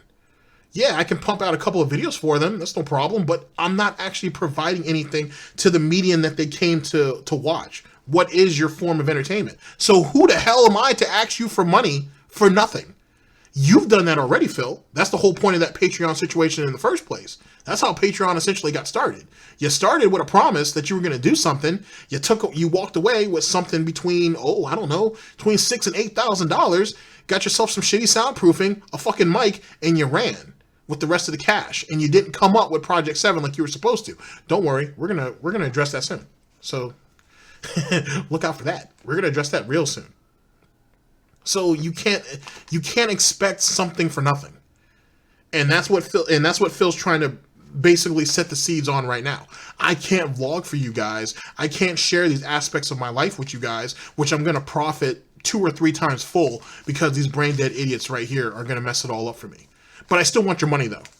I still want your money as if I was going to share it, but I'm not going to share it because I need to protect what me and Kat have until I'm ready to exploit her yet again. Just saying. This Goutopian welfare is going to only last so long before, sorry, that Kat's going to have to stroll them streets. Just saying. DSP News. You can now say that doesn't exist. So for all of you who actually enjoyed that content, you know who to blame and who to go after. It's the people who sit there and microanalyze it. Who to blame and who to go after? Oh no, that sounds like a call of snort to me. You know who to blame and who to go after. Which, if Rich was paying attention earlier, this is something that Phil is known for doing too. Sending his fan base after people. You know what I'm saying? When he feels like he's in a position of power. This isn't no different. He did it to the dude who asked him about why did he put his stream chat in sub-only mode versus the King of Hearts situation with Panda, right? He did it to who else did he hit up with like that? He's done that a few times, but that right there was one of the pivotal times he hadn't done that. That he hadn't spammed a guy for asking a mere question. And what I think he's done it to a game writer or two too, telling them to spam them and shit because they had opposing opinions or they had said something that would oppose what Phil was doing. In turn, he thought it was going to cost him money, which yet again makes Phil look like a total and complete asshole. But yeah, now Phil wants to go ahead and get that hate army together again, right? Get the band going and go ahead and start sending them after people like you haven't already done this before. Smart move, Phil. Smart fucking move. Everything. And make shit up, drama shit, and make negative memes about my girl and stuff like that. There you go. They're the ones to blame, and that's why that content... Your girl? You mean your soulmate? Don't relegate her to just some girl. She's supposed to be your soulmate, Phil. I mean, she's your soulmate when she's home. When she leaves the house, she's not your property anymore. You share her. But you know what I mean, Phil. You know what I'm saying? You give the girl a little bit more respect to that. Please do. It does not exist ever again, and not anymore. All right? Don't look at me and point fingers at me and say, oh, it's your fault. It's not my fault. I liked doing that stuff. It's those shitheads that made it not fun anymore. Okay? Whiteboard Marker Cheers says, why do losers have to be obsessed with you? Is there any grain of truth or merit to it? Let me put it this way. I've said this before. Everything that's said about me typically is based on a snippet of truth. That's not actually what they're saying it is. You know what I mean? Why, yet again, why would you say that? See, Phil, you can't pull a boogie and just ride the goddamn fence, right? It's either what they're saying about you is true or what they're saying about you is a lie. Now, what Phil does is Phil gives half-truths for the most part. He gives half-truths or he's just blatantly lying. Because when he tells the truth, it's usually by accident. He's not thinking and it kind of just blurts out. But for the most part, he tries to ride that fence. And so to sit there and say that everything is said about you, there is a snippet of truth. There's a little bit of truth to everything that's said about you is insane. If you say that 1 minute and then the next minute you say that everything is said about you is a blatant lie that people make up. Excuse me, I'm sorry. You can't have both. You can't have both. It's either the truth or it's a lie. To sit there and say this snippet of truth Phil's a lie. What's the whole narrative again? Phil's a liar, Phil's a loser, Phil's a pedophile, Phil's a beggar. I said all that shit out of sequence, but you know what I mean. And whatnot. To sit there and say there's a snippet of truth to everything that was just said there is insane. It is ridiculous. It's the dumbest thing you've ever said, and people have told you to stop saying that. It doesn't help your narrative whatsoever. That is insane. It's absolutely ridiculous to go through life and say that everything is said about you. There's a small bit of truth to all of it. Don't even sit there and try to build a narrative of it's situational. It's just silly. It's just stupid. Stop it. For God's sake, please stop. Because if not, you're just going to give more fuel to the fire. Which, I'm working against my interest by telling you this. But stop. Just like the great people who came before me, stop. But you won't, though. And that's what makes it great. Phil, making Galtopia great again. One piglet at a time. So they'll take something that's either an allusion to something that's true or a tiny piece of something that's true and not. Actually, Galtopia was always great. Don't get it twisted. It's under great leadership. I feel. I'm not saying I'm the best leader, but I think I'm okay. And then make up a bunch of bullshit about it and spin it into something that's negative. You see what I mean? So that way it seems legit because it's based off at least on something that has some merit to it, but it actually isn't what they're saying it is. You see what I mean?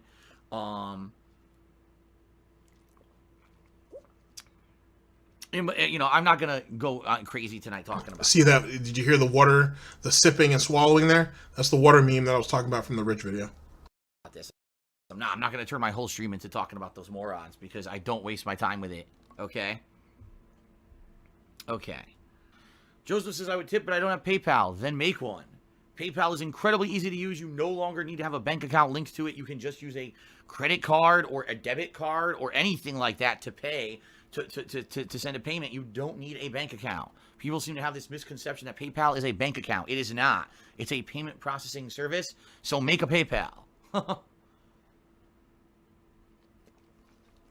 Welcome to the modern era. You need a PayPal to do anything on the internet these days. Lollermans, there's absolutely no way to tell if anyone's ever tipped me with stolen credit cards or the like. There's no way to tell that. Obviously, I don't condone that, and I don't want that to happen. But I have no control over who tips me or how they tip me. So, there you go.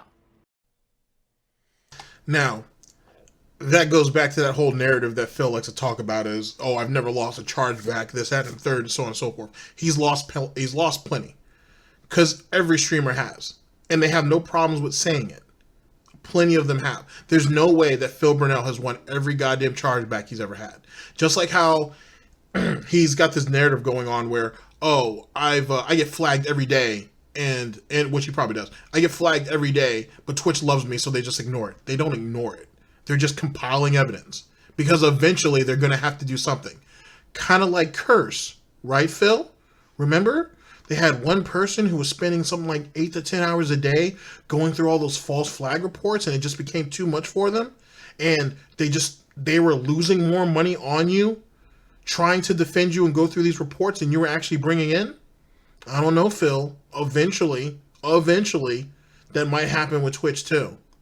So so you trying to discourage people to flag you, which was the point of all that, it's not going to help your cause. It's just going to make people even more motivated. If there's a will, then there's a way. And trust me, Phil, you've been screwed over before. You've been suspended. You were indefinitely suspended at one time. You sucked some dick, and then you got yourself back to 3 days or whatever it was. I would assume the third time is going to be a wrap for you. They can only protect you so much. And Twitch has been dropping partners left and right. Not affiliates, partners. There's a lot of people who are partners who've been dropped lately. You can't last forever. Anyway, ladies and gentlemen, we are at video number 3 of this broadcast. ReviewTechUSA on the fall of DSP Gaming. This is by MrHuth Stuff. This is from November 18th of 2016. I wanted to go ahead and take you guys back a little bit. To kind of fall into the narrative a little bit between these two men. And as I said, this is going to be a little bit more one-sided in the fact that I want you to hear some of Rich's hot takes, if you will, on Phil and some of his mess-ups. Like I said, this is on the fall of DSP Gaming, brought to us by MrHuth Stuffs. It's from November 18th of 2016. Here we go. I think, yeah, DSP, I think the ship has sunk, King of Hypocrisy. He's done too much damage. I just don't understand how a grown man who's my age doesn't know that airing your dirty laundry out on YouTube is the worst possible thing you could do. And I've made the mistake before. I have, okay, but I've learned from it. You don't do it. And as a matter of fact, I don't even engage with my trolls at all anymore. You know, I just, even when I... Now, ladies and gentlemen, if you guys remember from Rich's first video from February 25th of 2019, he said that he learned about a year ago not to do that, or a year and a half ago. This is 2016, though, where he's saying that he doesn't even engage with his trolls and he doesn't do all that nonsense. Just throwing it out there for context. See, it's funny. I'll see their names mentioned on Twitter, King of Hypocrisy. I won't even look at what's being said. It's just not worth it. It's just because they want to draw you in. But he doesn't get that. He thinks that telling people his financial problems and all this other stuff, people, and there was a guy who used to be a fan of DSP. He's, I forgot his YouTube channel. He said the same thing I'm thinking. People come to your YouTube channel as an escape from their reality. Everyone has problems, whether it be, I have a weight problem. You know, some people have a financial problem. Some people have other issues. People have psychological issues. So, you know, whatever, their house is in foreclosure. They don't want to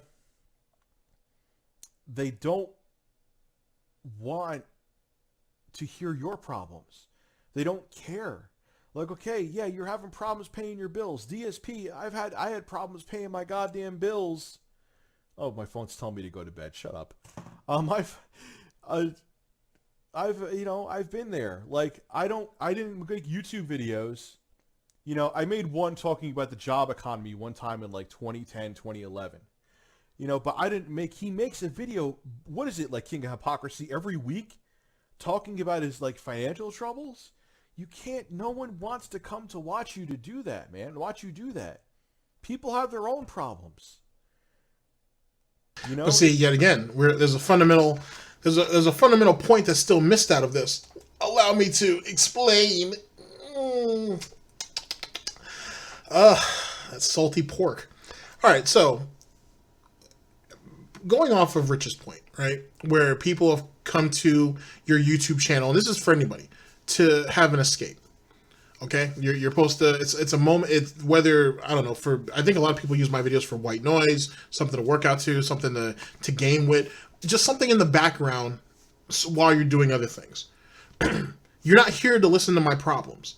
You're here to hear me clown and give my opinion on this guy, and hopefully this helps you move along through your day a little bit better.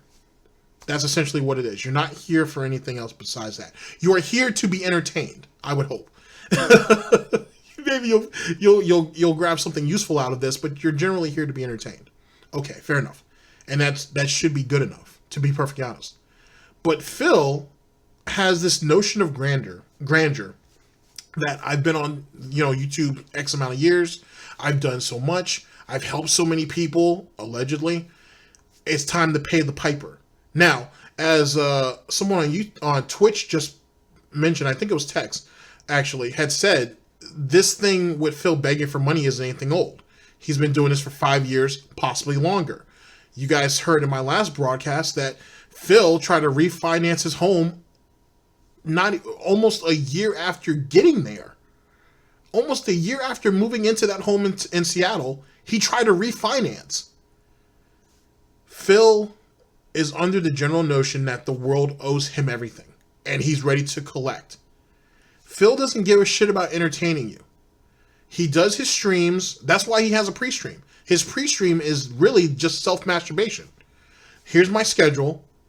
Here's a story. Here's story time for the kiddies. Here's my financial situations. Here's the pre-stream, or not pre-stream. Here's the segment where you guys what does he call it? This is the segment for people to get shout outs and those people that contribute. That's pretty much how the pre-stream is structured and whatnot. And because on my other channel, I actually upload just the pre-stream segment. So to go through all of that, I can see and I can understand now what Bhil Purnell, Mighty D, MrHuth stuffs, a lot of guys, to be honest with you, I can understand what's left on the editing room floor now. Quite a bit. There's quite a bit that's left on the floor and whatnot. I get it now. I do get it. I understand. There's a lot of shit that's left on the floor.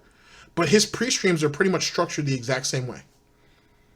It's just, it is what it is. And the majority of it, I would have to tell you, be honest, 3/4 of it is strictly, here's my financial problems, give me money. And then we get into the stream itself, where it's basically dead air. It's dead air. It's a whole lot of complaining, and it's basically reading out cheers and trying to motivate people to give him more money through the streams, which translates into the YouTube videos. Bhil Purnell feels that the world owes him something for everything he's done, and he wants to collect. This, ladies and gentlemen, is Galtopian welfare. It's apparently it has always been that. And as his income has taken a dive on YouTube and on Twitch, respectfully, and any other little sponsorship gigs that he had, he depends on the fan base, air quotes, to continue to push the narrative and to continue to support him, kicking and screaming and limping all the way through. And this is what his future is. As Phil in his own words said, crowdfunding is the future. Now, Phil believes that his pre-stream, which is his begging segment, is separated from the actual stream itself, but it's not.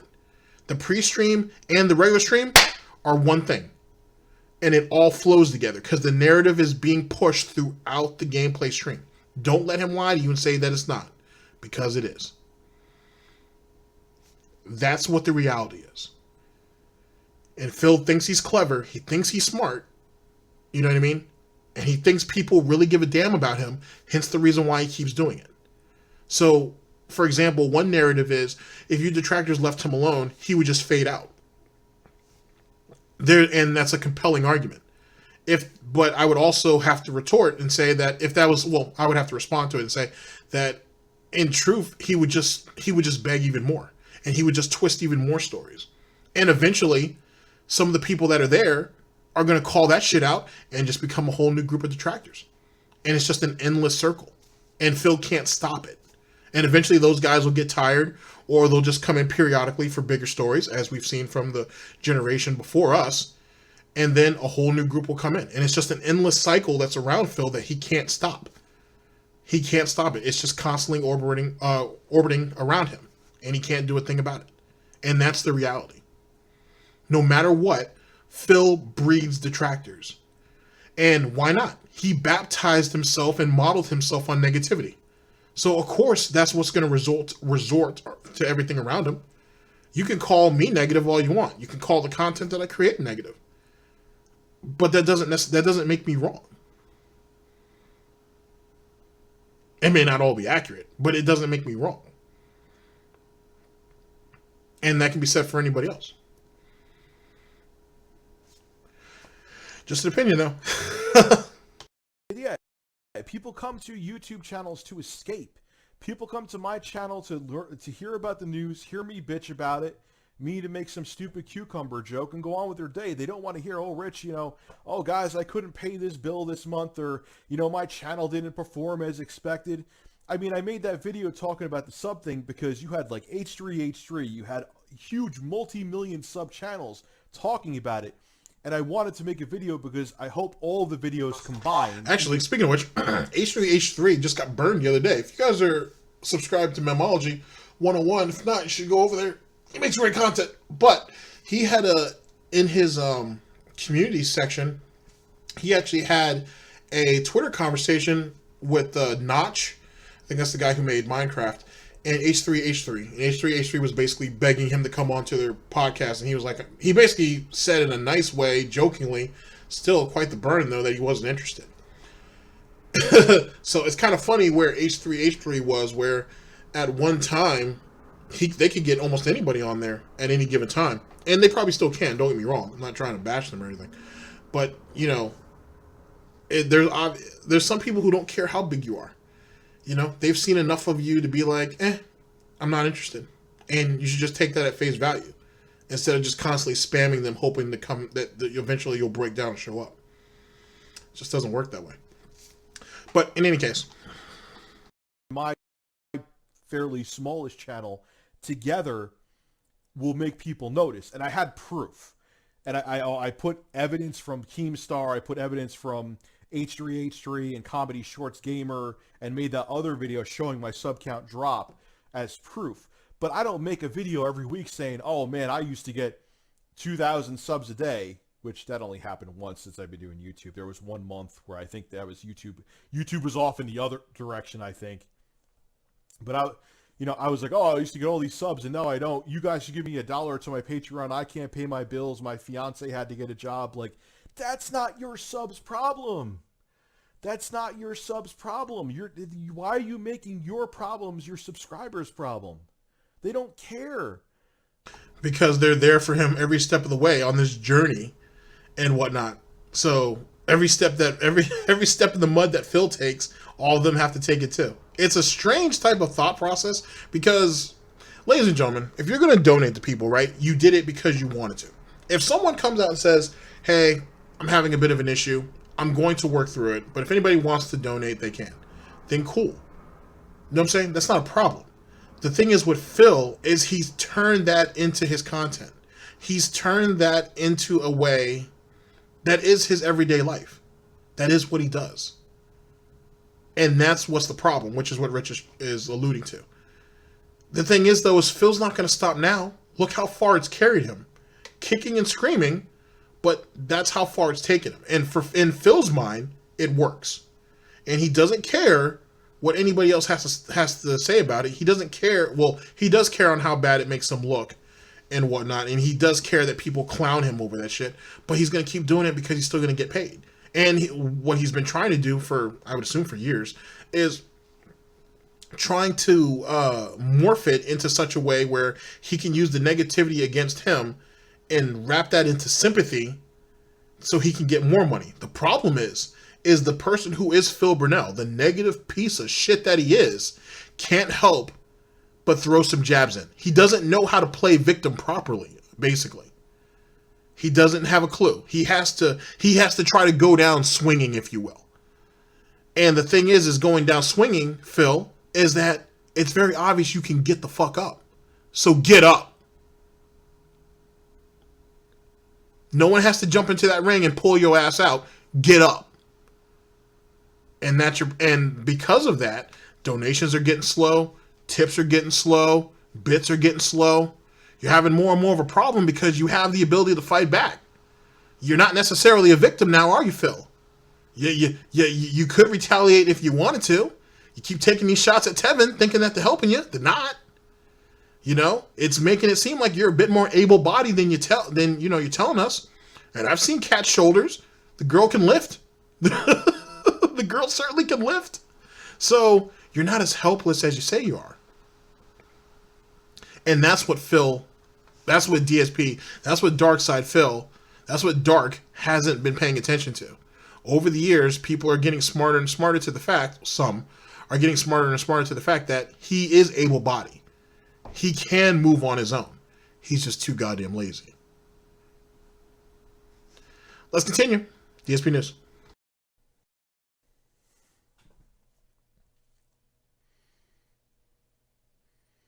Yeah, I don't understand what that's like. The word, and people are turned off, and you see it in his, like, how many, he doesn't listen to anything.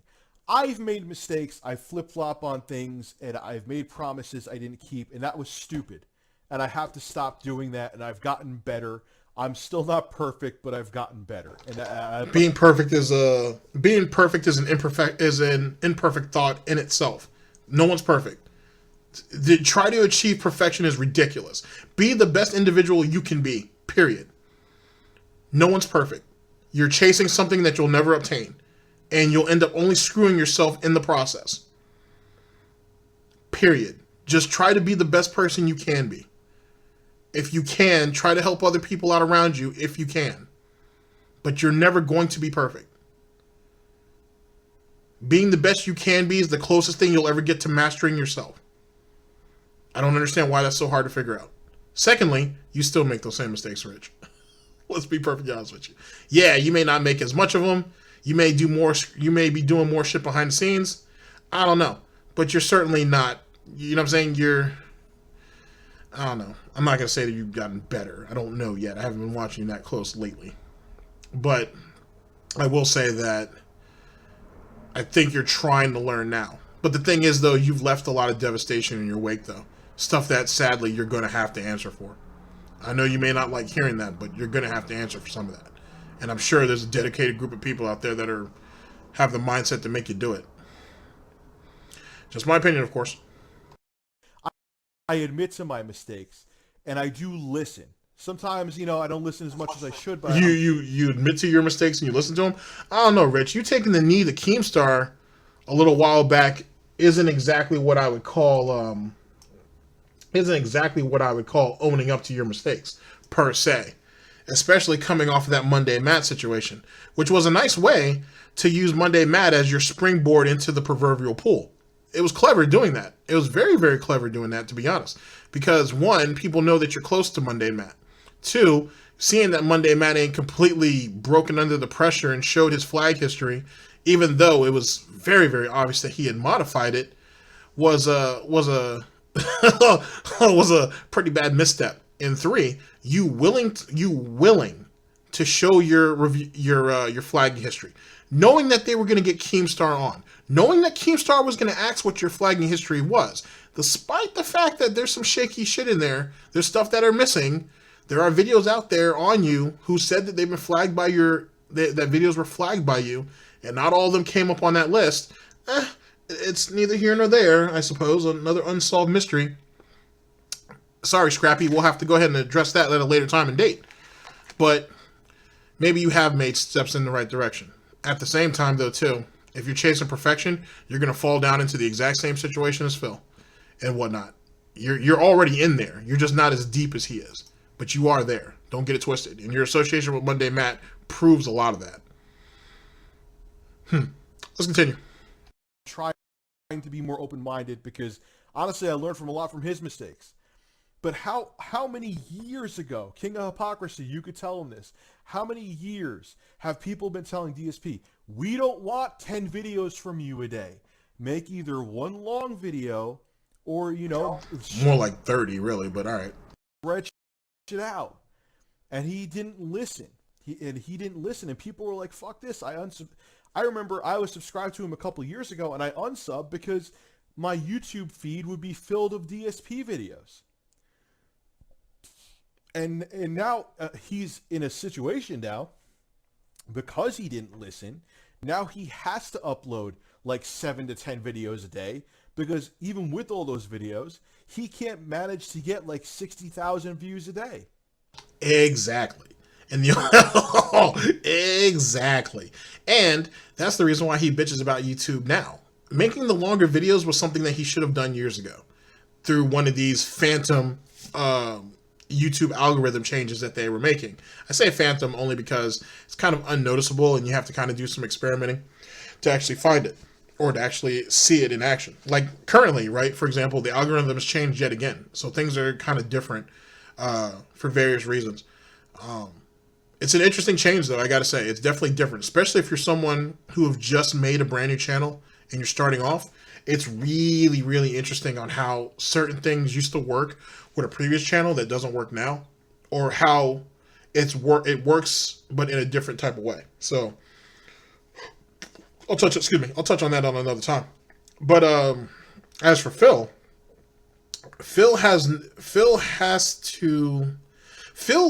is slowly but surely trying to convince people that he has no choice to go back to the 10-minute video scenario. So he can throw an ad at the beginning, you guys basically bite it, and then you keep going.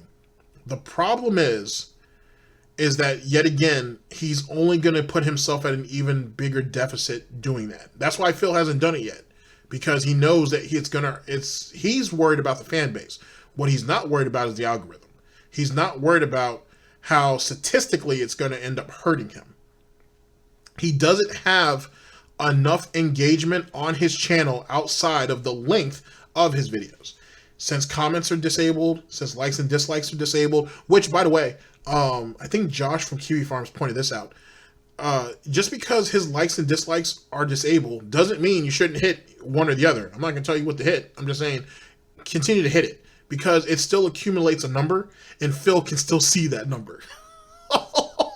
So don't think if you go to Phil's channel and you see that the likes and dislikes are disabled that, he doesn't actually see the end result. He does. So your dislike or your like or whatever the case you decide to go with it does matter. It does count. So don't let him. So don't let any YouTube channel think otherwise. But because Phil has cut off all of his avenues for engagement, and outside of just the length of his videos, he has nothing else. So going back to the 10-minute videos is not going to help him unless he opens the comments back up. So you're gonna have to unbutton that blouse, and you're gonna have to go ahead and put the likes and dislikes back on, which you have to drop the panties on that. You have no choice. It is what it is. And Phil, if you don't know that, Phil, you know now. So do what you wish, as you always will. You go back to 10-minute videos, you're gonna be fucked, because you're just gonna get and you're probably gonna get shitty fucking ads anyway. And you want, I mean, and you've been on Twitch for a while. You've been counting pennies for a long time, because you're not brave enough to go after dollars. You just want to go ahead and keep making cents. Not doing a very good job at that. So keep doing what you're doing. Go ahead and keep going to your local fountains and just scrounging up handful of coins if you want. But until you can get over your goddamn ego, you're not gonna get any real traction. His videos, if he went back to the 10-minute format, matter of fact, fuck that. In his current format with the hour-plus long videos, if he opened the likes and dislikes up and he opened up the comment section, they would have way more views. There would be way more traction there. But he won't do it because he wants to protect his petty little pride. And because he's already has the piggy flock, already the majority of them anyway, at least over there on Twitch, who cares what the people on YouTube think? The people on if anything else, the people on YouTube just want a way of reaching you when they can't do it on Twitch, which is another thing that Phil hasn't realized yet. Just like that dumbass comment he made in the last video about, if you don't have a PayPal, make one. Maybe some of these people don't want to make a PayPal. They shouldn't have to if they don't want to. There's other ways of giving you money. But to sit there and say, if you don't have one, make one is retarded. It's ridiculous. It's an absolutely stupid thing to say. Let's continue. Like, we'll look at the Social Blade right now. I always find these numbers fascinating because now that's another thing too. As it pertains to Social Blade, Rich, we know DSP definitely does it. So DSP, Rich, Wings probably to a smaller extent, and ReviewTechUSA live on that shit. Now I'm not saying that it's accurate or it isn't. I don't know. It's whatever. Make of it what you will. But these guys live on that shit religiously. And it didn't really benefit any of them, to be perfectly honest with you. I mean, it really kind of didn't. I mean, don't get me wrong. I'm not saying that any information is useless, because that's far from the truth. But it didn't come through in the way that I guess any of them thought it would, for that matter. But I mean, it's whatever. It's useful, I guess, if you know how to implement the changes behind that. If you know how to implement changes behind it. I don't think any of these guys did.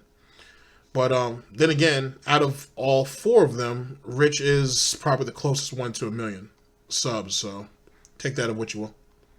A lot about things. Well, today I was about to say Social Blade's always accurate when it comes to subs, but of course today they're going to make me a liar because there's something going on with they actually said there's going to be something going on with their website today because it's been stuck at 2:30 all day. And then if you click on my real-time sub counter, I'm like way beyond the number you see there. But YouTube sub count is accurate. How much you make on YouTube from Social Blade, totally inaccurate. Totally inaccurate because they have no way of knowing. Because each different ads have different CPMs, blah, blah, blah, blah, blah, blah, blah. But let's look at DSP's thing. Now this guy uploads, I would say, 7 videos a day. And he can't get, I mean, one day he got 49,000 views. I don't know how he's surviving, man. I really don't.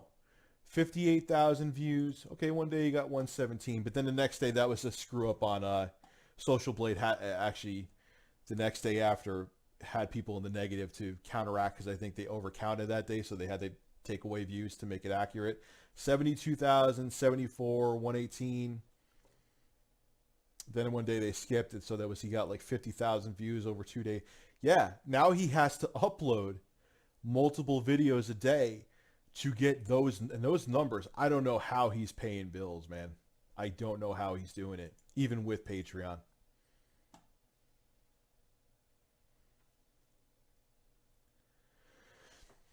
Like, I don't know how. I know, obviously, I'll tell you again. It was funny. People used to try to troll me. Oh, Rich, you ain't making shit on YouTube because I see what Social Blade, when it comes to your earnings, knows fuck all. But I would say when it comes to views and subs, they're pretty damn accurate. Okay, like they'll have a day that they're off, but they correct it the next day. They'll like take away views to make sure your view count's accurate. I don't know, but so I know from those numbers about what he's making, and I know his contract wasn't renegotiated, so he makes less with Machinima. Which, why the fuck is he still signed to Machinima? He ain't making shit, even with Patreon. I don't know how he's paying a mortgage. I have no idea. All that crowdfunding, dude. It's all that begging, son. So that's what supplemented the income. But his Patreon, what does he? Let me look now. Now I know he says, but I don't know how Patreon works, and maybe he's right. Let me look. DSP Gaming. Now wait a second, Rich. Let's talk about that for a minute. Rich has opened up because Keemstar's talked about this. He's opened up a Patreon like 4 times. He was worried about public perception, so he kept taking it down. And then later on, he'll make a new one. And if I had to say anything about any of that, this is all in hindsight, obviously. He should have just kept the Patreon up the first time and just let it ride. If people are going to shit on you because of it, they're going to shit on you. You know what I'm saying? It is what it is. But not everybody's going to. You know what I'm saying? But yeah, there are going to be people that are going to shit on you. You know what I'm saying? And that goes for anybody who has a Patreon. Anybody who uses PayPal for donations. Anybody who puts ads on their videos. You're going to get shitted on by people. It is what it is. Live with that shit and move with it.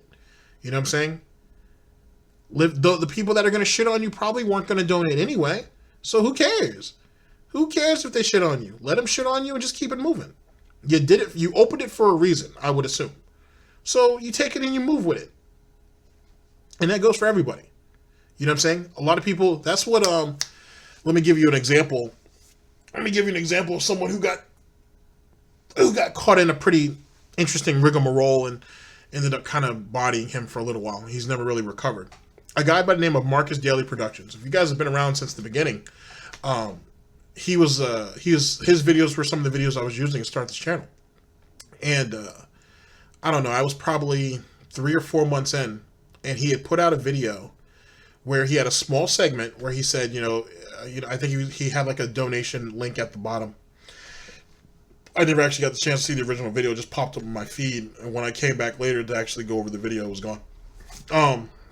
But yeah, a small video, or in his original video, he had a small segment where he was like, hey, if you guys would like to donate to help me get better equipment so I could expand on what he was doing, here's the link. And he got some blowback. And because of that blowback, and because of what came at him, he couldn't handle it. So he completely took down that video. He put up an apology video, and he kept it going. And if you went through his original comment section, because I had found screenshots of it, it was, yes, there was people shitting on him. But there was a lot of people being like, hey, man, I understand what you're doing. No problem. Cool. I'll use it. No big deal. So did the positive outweigh the negatives? I guess that's debatable. But off of that, and basically and he was a young kid too. He was like 16 or 17, I think, when all that happened. He ended up basically carrying that with him, and that translated into the content. And so he kind of went on a decline.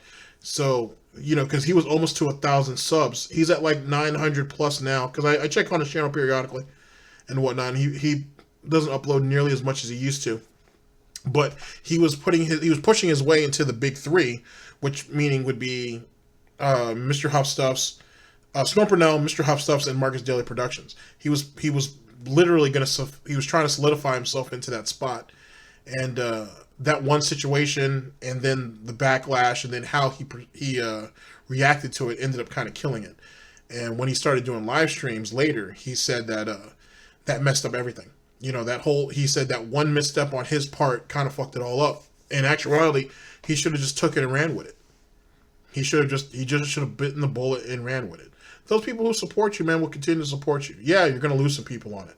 Some people are going to feel a certain type of way. But for those who believe in what you're doing and who trust you, and trust is trust is an interesting thing on the internet. They'll take that and they'll move with it. But it's those type of, so relating that to Rich, that's why he took his Patreon down, put it back up, took it down, put it back.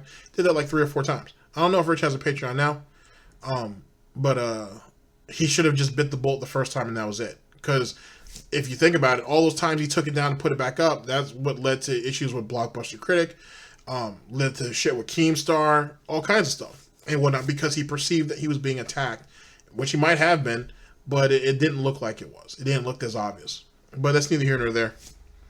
But just a little interesting backstory on all that. Patreon. And the reason why I'm talking about it as much, it's not that I hate Phil. I have no issue with Phil. I would love to see his channel turn around and he starts making 150,000. That's another thing too that I find is interesting with Phil.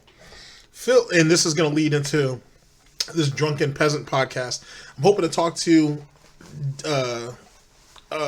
G Money about that this weekend. If I remember, one of us might be able to record it. And he's going to give us some insight because he's been following the Drunken Peasants for a while. And he had said that he doesn't think that it's going to be the proverbial bloodbath that myself as well as a lot of people are hoping it's going to be. That's a little bit disappointing because I want them to hit him. I want them to come at him with some hard-hitting questions, and they might not do it. They might not. But anyway, I'll wait until that conversation happens. If it goes up, it goes up. If not, I'll try to give you guys some recap. But I think it's going to be... every conversation I've ever had with G Money has always been great. So I wish I had recorded more of them because there was a lot of gems in there. There was a lot of great gems. But I don't like recording people without their permission. Even in the current climate. But with that being said, as it pertains to content creators like a Monday Matt, Rich, and Wings, and Low Tier God to an extent, they are very good at being like, I don't got no issue with the dude. It's nothing like that. So, well, at least for Low Tier God, he was like, yo, I got no issue with him. He's making his moves. It is what it is. Whatever. Like, he didn't, like, not necessarily, and, you know, Low Tier God isn't someone to back down from anyone. So, and not to say that he was backing down. It's just he was basically like, you know, I don't want no drama with this dude. It's whatever. He's doing his thing. He's like, I just don't need to be giving him no clout. But as it pertains, so this, I guess this is really directed more towards a Monday Matt, a Review Tech, and a Wings. It's very interesting how the three weren't really big on giving him criticism, despite the fact that Phil had talked shit about at least 2 of them he had talked shit about 2 of them to great extent. And they've always tried to be kind of neutral and cordial to some degree. None of them ever really decided to fire back at Rich. Or at Phil, sorry. And I find that to be very, very interesting because I'm not going to say either one of these guys are intimidated or scared or none of the sort. But it's almost like they don't want to open Pandora's box. You know what I'm saying? Like, they don't want any type of negative feelings that could pop out of that. But it's not necessarily from Phil. It's from what Phil commands, or who Phil commands, I should say. They don't want a bunch of ridiculous negativity popping up on their channels and this, that, and the third, and they don't want that heat. And I get that. I get it. It's just very surprising that you would have someone who would talk as much shit as Phil does about some of these guys. And none of them would ever really think about railing off and firing back at him. I've always found that very, very interesting. But every man has his reason. Every person needs to pick their fights. So it is what it is. But I just thought I'd bring that up. DSP News. A day. I have no ill will towards DSP, but I know how much generally he's making, like $1,200 a month, even with what he's making off of YouTube. And I know his other channels don't really do views. I've looked at them. I don't know how he's paying a mortgage. I have no idea. I don't know what his girlfriend does. No, I'm not setting up a Patreon. I'm not.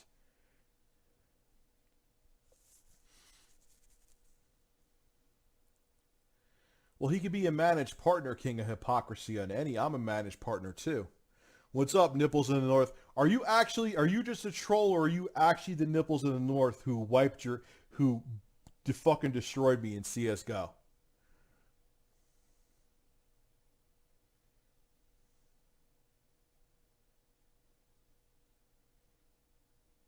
Why not what, Holy Prayer?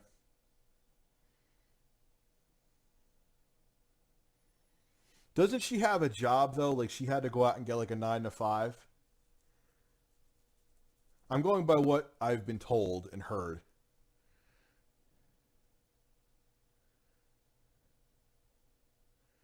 Which she's probably making, like, 200 a week, if that. 250. Let's be generous and say 300. And that's before taxes. So she ain't making that much. She's paying a couple light bills.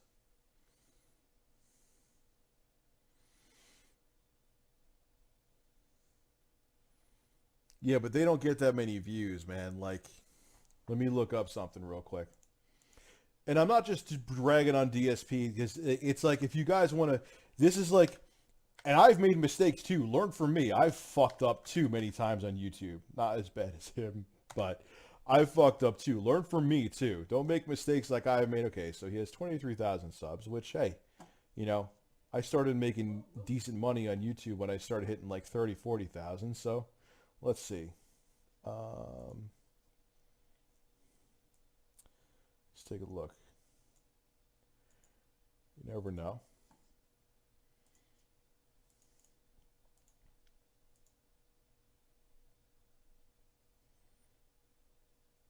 No. Like his KO Gaming, he's getting 70,000 views a month. I'm telling you right now, he ain't making shit off of KO Gaming. And then what else does he have? He has, hold on. The King of Hate Vlogs. Let's see. I know that channel's a little more established, right? Hello, everyone. I know he's going to hate me after doing all this, but it is what it is, man. It's, you know, it's, I'm not, I said multiple times I have no ill will towards DSP. So let's see. 121,000. No, those channels are making him, he's getting like enough to maybe buy an Xbox One game or two of them from those channels maybe combined. No. Yeah, about that. A little about that, if you have to take away taxes, which I hope he's doing.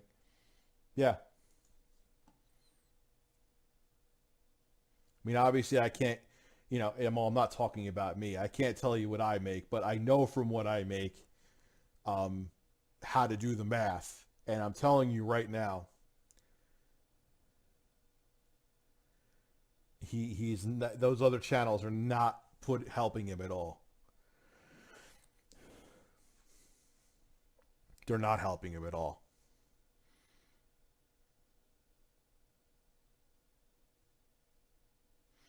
Because I'm not in a financial position I need to make a Patreon. That wouldn't be right to do. I debated it a while back. You know, there's some times where I'm like, you know what, if I open... I thought about the idea a couple times, and I'm not going to make it like I didn't. I thought about the idea a couple times because I was like, you know what, then I wouldn't have to get third-party sponsorships, and I could just have the ads from YouTube, and that's it. You know, not that I do that many third-party stuff, but I do. But you know what, it's not worth it. You know what I noticed, you know, it was funny. I thought about it, and then the whole Keemstar thing happened, and then I didn't do it. There's someone on YouTube who basically... survive, like they have a good channel. I'm not going to name them because I don't want anyone to go rag on them because I actually like this person's channel. But he doesn't get a lot of views, but he's actually supported by his Patreon. Even though he doesn't get a lot of views, a lot of people support him through his Patreon, which is great. You know, he's making enough to make a living off of Patreon. But you have to be beholden. I think it's the right word. If it's not, I'm sorry. I'm tired. To his subs. They're like, you know, he has to constantly ask some questions, and I see people getting, you know, people get nasty with him and like say, oh, I want you to do this and do this and do. I don't want that.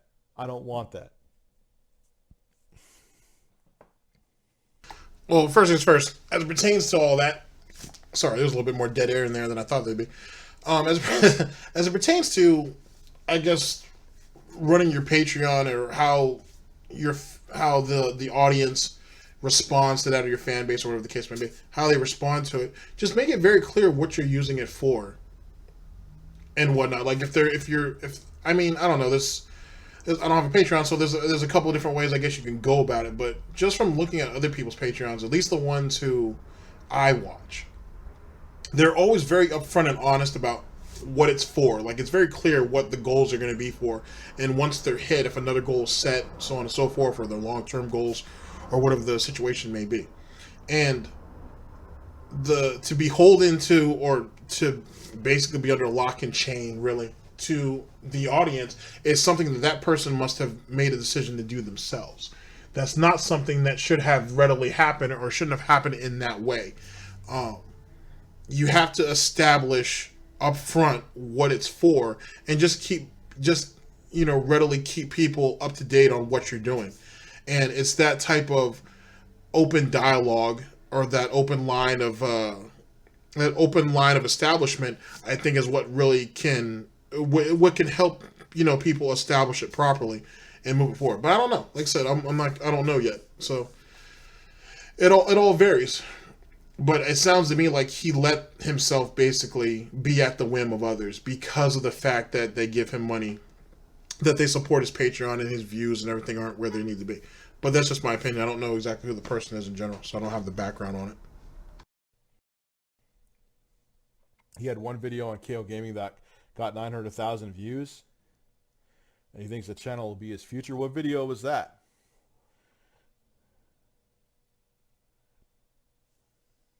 It was Homefront Revolution, if I remember correctly.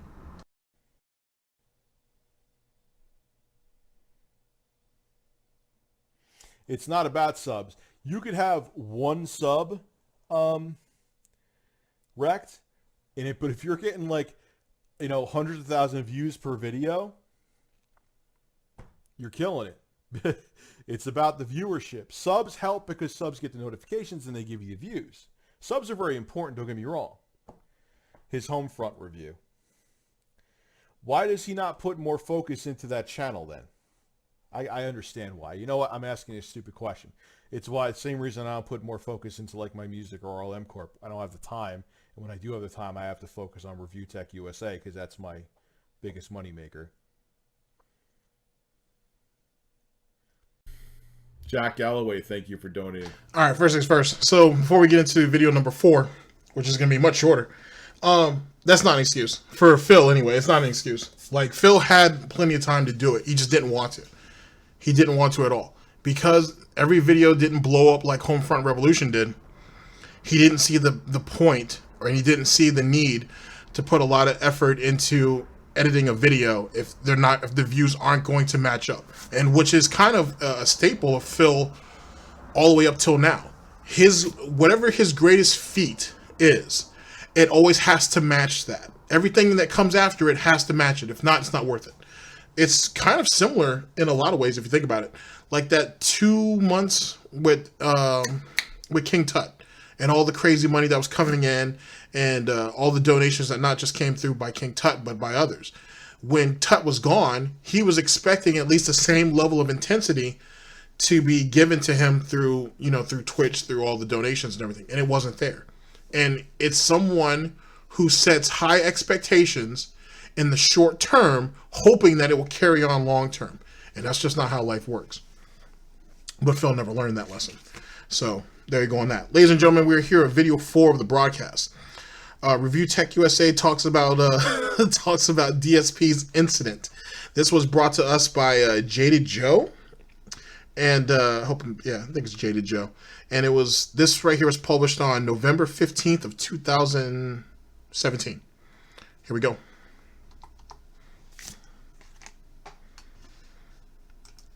Oh, buggy mechanics. Scratching my leg. There'd be a lot more scratching involved to get the DSP levels. I think that was so funny. When he was denying it at first, he was like, yeah, I scratched my leg. I'm like, dude, you scratched your leg for literally 7 to 10 minutes. Dude, if you were scratching your leg for that long, your leg, he must have went through 2 layers of skin. DSP is innocent until proven fapping. Matthew Denny, yes, you could ask me a question. Sure. Thank you for... All right, ladies and gentlemen. Short and sweet. I'm sure Phil knows what that's all about. Ladies and gentlemen, we are at the last video of the broadcast. I was thinking about trying to squeeze in 2 more. We might. We'll see. But we'll see. Probably not, though. Ladies and gentlemen, we're at the last video of the broadcast. We are here with, looks like Jaded Joe yet again. Review tech on DSP's tax problem.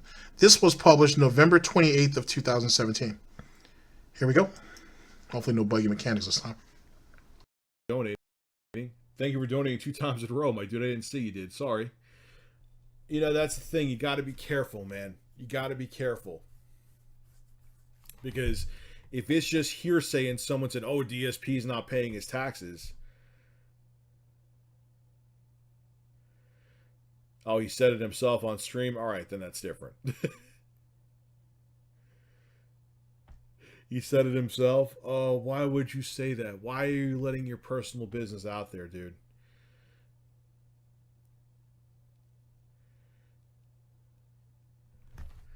All right, you Rich DSP here. Come on, copy. There we go. We go YouTube. Hold on. I'm going to look at it, guys. Hold on. Someone sent me a link to DSP admitting that he didn't pay. Why would you let people know your personal business like that? All right. Now, I know this is one of his. David Davis is one of his detractors. I don't know if I want to call him a How do I begin? Let's see how I begin. Here we go. Can I turn this up? Very, very complicated to do what I do. All right, it is. And every year, it's a nightmare to try to figure out at that one time of the year when I have to figure out, gee, what do I owe taxes on this? Do I owe that? Do I get a refund this year? Do I roll it over? Can you guys hear this? Hold on. Can you guys hear this?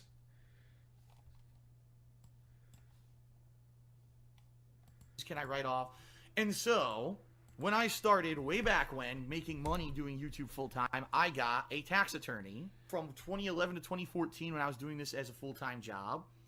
My taxes were done through him. I was like, man, I could literally leave the state of Connecticut and move anywhere that doesn't have a state income tax, or I could move to a state that has a much lower income tax and pay less taxes. And what would be the loss? You know, I work from home. I live stream, right? So, you know, what's the big deal if I were to move out of Connecticut and go somewhere else and do this? I'd be basically just making more money doing it because I don't have to pay all these exorbitant taxes that I'm paying in Connecticut. I did some research. Now, let me stop right there, because, and this is something, like I said in another broadcast, that I want to go over this tax situation in its entirety as best I can. Because just off that little snippet that you were able to take there, you were able to take in, I should say, it leads me to believe that Phil knew exactly what he was doing. He was hoping that he was going to get away with it because, oh, it's YouTube, it's online based, it wouldn't count. And I don't have to worry about this state occupation tax because it's online. It's not in the state, it's beyond that. That's what I think Phil was thinking. He thought that, oh, I'm what's it called? I am exempt of this process and keep going. Even though he shitted on other streamers and YouTubers about they better do their taxes properly or they're gonna have problems. It's ironic that Phil decided to come out of his piggy pen and talk that hot shit, and for him to get hit with this exact same thing. But I think that Phil was hoping for that one discrepancy to be able, was gonna, you know, basically alleviate him of all responsibilities. We know that because when he ended up actually getting in contact with the agent from the state, and they were telling him, well, and Phil was immediately like, hey guys, I think you guys made a mistake. You know, what I do is online based. I'm exempt from all this. I think you got the wrong guy. Just close the case on me. And they were like, oh, well, no, we need to investigate. No, you guys don't need to investigate. I'm telling you, I don't qualify for the things that you're talking about. You guys are just better off letting me go. You're just wasting your own time. I'm guaranteeing you the conversation went something on that level. And the agent was like, you're the one that's behind by 3 years of taxes, asshole. I don't have to listen to you. You ain't my boss. We're going to investigate. We'll be in touch. And then shit hit the fan after that. But Phil had to have known what he was doing was wrong. I legitimately think he did. If not, he's just incompetent, which is just as bad, to be honest. But I think he knew what he was doing, and he just got caught. You know what I mean? And you're taking. It's funny how you don't have to pay. You feel like you don't have to pay a state occupation tax, yet you're writing off every little thing on your taxes. I mean, it makes one wonder, and he's lucky that he got hit when he did, because let's say it wasn't at the 3-year point, or after the 3-year point, I should say. Let's say it was 7 years down the line. Let's say it was 10. He's goddamn lucky he got hit now, because if he got hit, 10 years from now, almost a decade, he'd have been really screwed. And there wouldn't have been enough money in that house to save his ass. Mommy and daddy probably would have already checked out permanently. I'm not trying to be funny. He wouldn't have had any choice but to give up the house and everything else for the most part. He probably would have been destitute to some degree. So he's damn lucky he got caught now. The problem now is, if any and all this is true, is because of the shift in the story, things are just starting to sound more and more shady. And like I said, if he would try to, let's say the story is true, and he would try to squirm his way out of the responsibility with that tax agent, who's to say what he's telling his fan base now? But that's neither here nor there. What states did not have personal income tax? I started looking for houses. You all remember this. If you're longtime viewers, you remember this. It was like 2013, and then 2014, I actually started house hunting. And at that time, I was in constant communication with my tax attorney saying, gee, what would happen if I were to move, say, to Washington or to Texas or to one of these states that doesn't have a personal income tax? He said, basically, that was it. You just don't pay personal income tax. You just pay the federal. You're good to go. And before I ever took one single step towards buying this house, okay, I up front asked my tax attorney 2 important questions. Now, real quick. So he said that he did his research on tax codes before before anything, and while he was looking at the house, and he's in constant contact with his tax attorney, or he's saying CPA now, whatever it is. So if he was really that diligent, how did he miss something that people on QE Farms found in like 5 minutes? How people on Twitter found in less than in 5 minutes? How does that work, Phil? How did all of these other people find this small bit of information that you couldn't find, and you said you've been working on this for weeks? I don't know, Scrappy. I said, number one, are there any other taxes that I'm going to have to pay if I move to the state of Washington outside of the federal income tax? That's number one. He said no. It's just the personal federal income tax you'll have to pay. Number two, I asked him in writing, I still have the fucking email. I said, since I'm moving to Washington State, doesn't it make sense that I should get a tax attorney out here who basically has more knowledge of the state laws and stuff like that? They'll be more knowledgeable about that. So basically, I'm going to say goodbye to you. After this year of taxes, once I move to Washington in the summer, I'm going to basically not need your services anymore. And he came back to me and said, oh no, I'm still able to handle all of your taxes. Now, let me jump in before Rich does. I feel like there's something wrong with that statement too. I feel like Phil didn't say that because why would he? That's an inconvenience on Phil's part. Phil has been with this guy for years. And if the lore is correct, this person used to do his parents' taxes. So this guy's like a family friend. I can't remember the whole detail, so excuse me on that. But if that part is true, like this guy's a family friend, and in turn, that's how Phil found him, and in turn, that's why this guy's been doing his taxes for all those years. I mean, to be honest with you, do you see Phil really inconveniencing himself to go out and find another tax attorney in his state?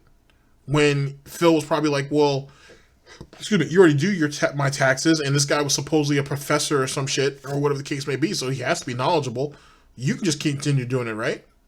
It's something that's been nagging me for a while, so I'm just going to throw that out there. No problem whatsoever. You'll still be fine. Okay, right? I'm not. But Rachel, this is his public video that he put out there.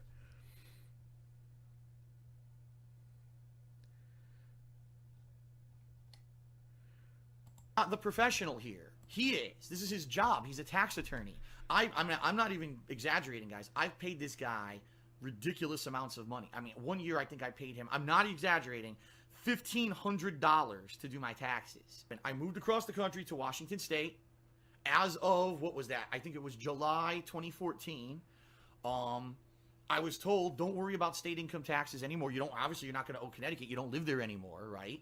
And but you have a big property. Deal, just pay the federal and you're good to. Does he still have that apartment or that condo? If he still has that condo, doesn't that still make him a resident? I don't know how that works. Go.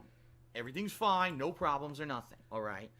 You're not going to believe this. You're seriously not going to believe this, because guess what, ladies and gentlemen? This whole situation I'm in, yes, it is, I'll tell you right now, my tax attorney is at fault for some of this stuff to happen, but wait till you hear the full story. You're not going to fucking believe it. Are you ready? So I noticed about early on this year, probably early to middle 2017, I started to get all these extra mailings in the mail, ads, trade papers, I'm talking like Construction Magazine, science, scientist, doctor, publishing, right? And I'm looking at this shit like, now I know I didn't subscribe to any of it, and it says on it, on the mailing, addressed to DSP Gaming. Interesting, right? So I start getting all this mail about DSP Gaming. Right now, every 3 days, my mailbox is full. Because whoever this was that did this signed me up for like every possible free publication that there is regarding like business and trade. And I'm getting every 3 days a stack of mail this high that fills the mailbox. So every 3 days I have to go empty the mailbox because someone did this to me. Okay? All of a sudden, in, oh God, now I can't remember if it was even late August or early September at this point. All right. Okay, first things first, and I think I've said this before, I know others have. Why didn't you just look up the contact information for the publishers and just ask them not to send it to you anymore? I think Phil still has this problem to this day. And yet again, he still won't just call these people and be like, hey, can you just take me off your mailing list? It's really easy. You call, or I'm sure there's you just go right to their website and unsubscribe. Easy. And yet Phil won't do it because he's just so goddamn lazy and he can't be bothered with it. You're not helping your cause. You know what I'm saying? You're being lazy with things that you shouldn't be lazy about. Especially if you have, I guess if he has such a small mailbox. I mean, and, they have to go and check it every 3 days. Shit, I can go like almost 2 weeks and there's plenty of mail there. And our mail carrier, they're super dope about that shit. They'll bundle that shit up. Like, you know what I'm saying? They'll actually take it, like put multiple rubber bands around it, bundle it, and actually put it into like the part where they have for packages. They'll actually put that there if we're gone for extended periods of time. So it is what it is on that one. But, you have options, Phil. You have options, and you're just too goddamn lazy to do anything. Or they'll just deliver it right to our door.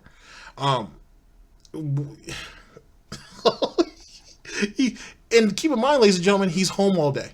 And he says he has to take breaks, right? So you're telling me, Phil, when you take your break, you can't just walk to the mailbox? You can't do that every day? You should do that every day. I don't know, Phil. Whatever. I get a letter in the mail stating that due to some information that has come across the desk of someone, that they suspect that I, Bhil Purnell, own a business called DSP Gaming, and I'm doing business in the state of Washington, but I'm not doing it properly. I never registered the business, which is legally required in the state of Washington, and I'm not paying taxes. In the state of Washington, they have what's apparently, which I don't know, I'm not a tax attorney, it's called, it's some kind of a business, I don't even know the technical thing about it, some kind of a business tax, that if you're self-employed in Washington, and if you fit certain criteria, like you make a certain amount of money, you get income from certain sources, or you receive certain tax documents from the people who you have contractual agreements with, you're required to register as a business and to pay this business tax in the state of Washington. I agree. So I get this letter, And I'm looking at it like, what the hell is this, man? Are you serious? Like, what could this be? Could this be true? This is bullshit. And I read it. I'm like, well, I don't own my own business. I don't, I'm not registered. I don't own my own business. Now, he's been crying, I own my business. If I have to do this, the business is going to suffer. I can't go to longer videos because that's going to hurt my business. He's been saying that shit for years.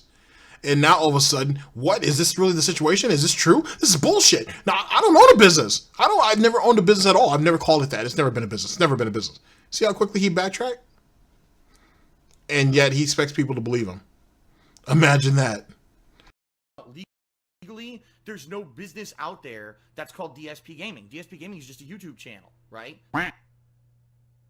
In addition, there's tons of tax write-offs for the self-employed. For example, anything that I buy that's related to the business, a video game, this controller, the cost of ink for the printer that printed out my questions for Ask the King or has anything business related, the cost of electricity in the house, the cost of the internet for the house, all these things are tax deductible, meaning I have to pay for them, but Not I cannot all of be your taxed. Now, yet again, another thing that ended up getting him up on those people's radar eventually, possibly, is the fact that he's writing off everything. Remember, he calls his room, right? He calls that an office, even though he jerks off in it. He calls that an office. Panda Lee called her room an office. Kat currently calls her room an office, even though she probably sleeps in there. I mean, he writes off every little thing and eventually it caught up to him. How are you going to be writing off aspects of your home and not think that, and not in the state is not going to think, well, maybe he does run a business. How did you think you were going to catch these tax breaks, these tax business breaks, and you weren't going to sit there and have to consider yourself a business? See what I'm saying? Like, you see how that whole situation just seems dirty? And it's not really too surprising he got caught, but he should be goddamn lucky that he was caught when he was? I don't know, Scooby. Meaning I will not have to pay taxes for the amount of money of Only stuff a that I spend percentage. on the business. So if I reinvest money into the business, it helps me because it allows me to pay less taxes on a yearly basis. There's no business called DSP Gaming. It doesn't exist. I called the guy back and left him a voicemail explaining. I said, listen, you got it wrong. I don't own my own business. I'm not buying or selling. I'm not doing a service. It's internet-based videos that people put ads on. It's way different from what you're describing in your letter. Therefore, I don't think I'm qualified under. You don't have to worry about it or whatever. So at that point, I tried to get my tax attorney from Connecticut involved. All right. I tried to say, what's going on here? You know, this guy is saying that maybe I qualify for having to register as a business and pay business tax and all of this. What's going on? I said, you know, I'm just curious. How did this happen? You know, how did you find out about DSP Gaming? Because it's not registered anywhere or anything like that. And he said, well, we got an anonymous tip about a company called DSP Gaming that apparently was operating in Washington State. And the real reason that we got a whiff of you is because you're on a mailing list for small businesses in the state. Like, you're registered on all of them. If you take a look, it's DSP Gaming. It says you're the sole proprietor, and it lists your address, and they signed you up for all of these. I said, well, that makes sense, because that's why I'm getting these contractor magazines. That's why I'm getting all these business-related mailings that I didn't sign up for. That's why I'm getting them all. Someone went out there with my information and registered me as a small business on all these free mailing lists. And then whoever it is that takes care of, you know, the state tax or business tax in Washington got an anonymous tip and went out and looked and said, oh, look at this. If they're registered for these... But see, that doesn't happen overnight. So why didn't you cancel the subscriptions? Why didn't you just cancel the subscriptions? The moment the first magazine came in and it was like, I didn't send out for this, you should have just been like, all right, well, let me call and cancel it. And you do that with everything else that comes in. You get a couple of free issues, but you've already canceled it. Done. You know? At least that aspect would have been taken care of. Instead, Phil Purnell was Phil Purnell, and he just let that shit drag on, and then look where it got him. Mailings, they must be real, and then they started investigating me. I go to my tax attorney, and I say, listen, we got to get you in the loop. You've got to talk to this guy, because I don't know anything about this. You told me you were taking care of this when I moved out here. He won't go to Obviously, jail. it sounds like this guy's mistaken. He won't. Let's He'll just figure have this to out work together. something out. It's like an authorization form that my tax attorney would have to fill out in order to communicate with my personal They'll just end up info. working out like it's a like payment permission plan for with him to give my personal info to this guy who's inquiring about business tax. Okay. I send him the form and he goes, Phil, I don't know if I'm comfortable filling out this form. I really feel that at this point, since it seems like, you know, this might be something serious, you should get a tax attorney in the state of Washington. And I'm like, what the fuck? Are you fucking serious? You do not have to get another attorney. I will still be your tax attorney. He's taking on all that responsibility for me moving and doing my taxes properly in the state of Washington. Literally says, well, I think you should just get another tax attorney now in Washington. I don't. So That's the main thing I'm not buying completely. Why would his tax attorney from a different state not tell him to get a different tax attorney? That's the biggest. Everything else, it's like not that big a deal. But what's up? Why would your tax attorney from a different state who may not know all the laws from a state across the country not tell you to get a different tax attorney? That just as politely it's illogical. As I Doesn't make any could, sense. Because it wasn't very polite. And I told him, absolutely not. You're responsible for this. You were the one. I have it in writing. You can't try to, weasel your way out of it. I have I'll it get in to you writing, in a second, Matthew stating Denny. that you were taking on this Thank you for responsibility. donating. And I think that you need to fill out this form and start talking to this guy right away. What's the liability on the tax attorney who screwed up? And I found my answers. The answers are simple. Basically, I'm responsible for the money, the actual tax money. I would be responsible 100% for the tax money that's owed to the state. Okay, no matter what, because I owed it if I owed it. All right, I could sue my former tax attorney.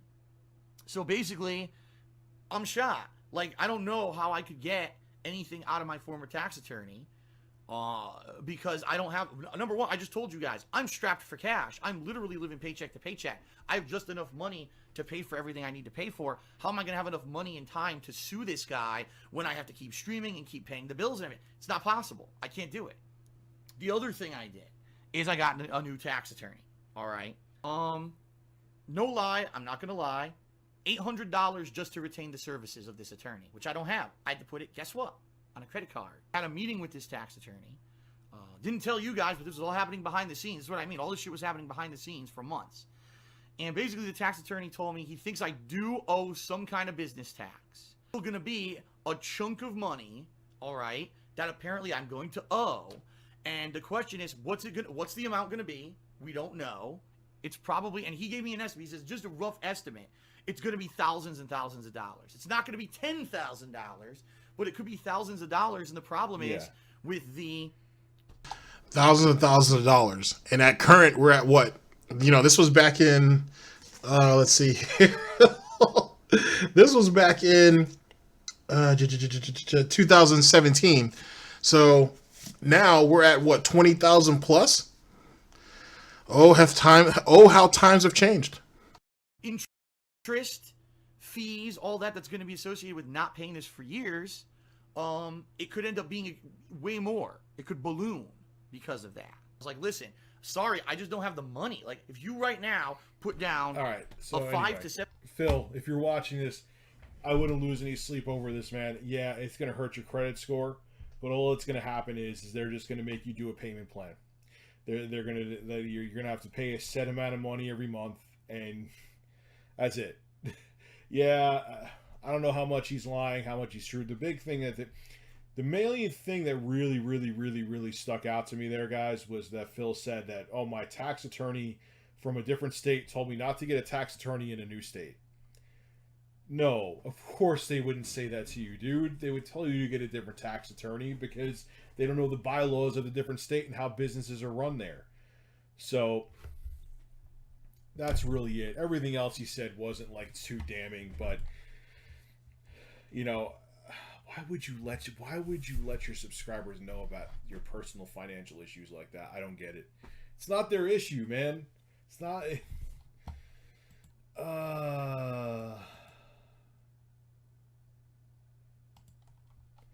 Silly Phil. Sean McCarthy, moral of the story, don't ask DSP for tax advice. Yeah, don't ask him for tax advice. He's not as in deep trouble as he either is trying to pander to his base, or he may not be. He may just be nervous. I don't want to always think that DSP is, being a bad guy. I think sometimes he just does things and doesn't think about what he's doing. You know, he probably is nervous, but I'm telling you, the worst that's going to happen to him, I guarantee it, is he's going to have to work with the state of Washington, and they're going to work out a payment plan. He'll have to pay like $200 a month to the state, and it'll hit his credit score, and he'll live, and he'll be fine. So, yeah, don't ask DSP for tax advice ever. Philip Stafford, he always blames other entities except himself. Yeah, Philip. So Sean, Matthew, Sean, and Philip, thank you for donating. Yeah, I've noticed he doesn't really take blame much, like ever. So, you know, I don't think Phil is like, a lot of people think he's a shitty dude and just a terrible guy. I think he just made a bunch of terrible decisions in terms of his YouTube business. And it's just, you know, people don't forget, man. I mean, there's things that even the small amount of things, people may not say they're small. That's your opinion if you think what I did is heinous and horrible. Even the small amount of mistakes that I made, people do not forget anything. And once you've made those mistakes, that's it. And I think, you know, this Phil's an example of, you know, being in the public eye, you know, and as much as people think it's pretentious to say that, but it's true. Being in the public eye kicks your ass, man, because no one ever forgets anything. No one forgets a damn thing ever. Hey, I get to legitimately criticize DSP Gaming. Yes! Yes! Ah, yes. All right, celebration's over, Rich. So, that is where we are at with all of that. Fun stuff, to say the very least. So, what do we take from this? I guess this is kind of like where I come into my final thoughts, I suppose. Rich and DSP have a very interesting relationship. I think you have one person who is just this one person being Phil, who is just a piece of shit. He lives the life he lives his life the way he wants to, until it backfires and it hurts him. And then he blames everybody else, and then he wants everybody else to come in and fix it. You have Rich, who has modeled himself off of the general fact that I've watched this person, I have paid very close attention to him, I see all of his mistakes, I'm not going to make them. But he's made those same mistakes himself. He may have not have made it to the degree that Phil has, but he certainly has made those mistakes. And he thinks that gives him a leg up. And that's debatable, I suppose. In either case, you have two, I wouldn't say they're cut from the same cloth, but they're certainly two men who were very easy to play, were very easy to play in the position. And I think one of them is trying very hard to really, this time, I guess, to distance himself from Phil and really trying to pay attention to those mistakes so he doesn't fall into the same trap.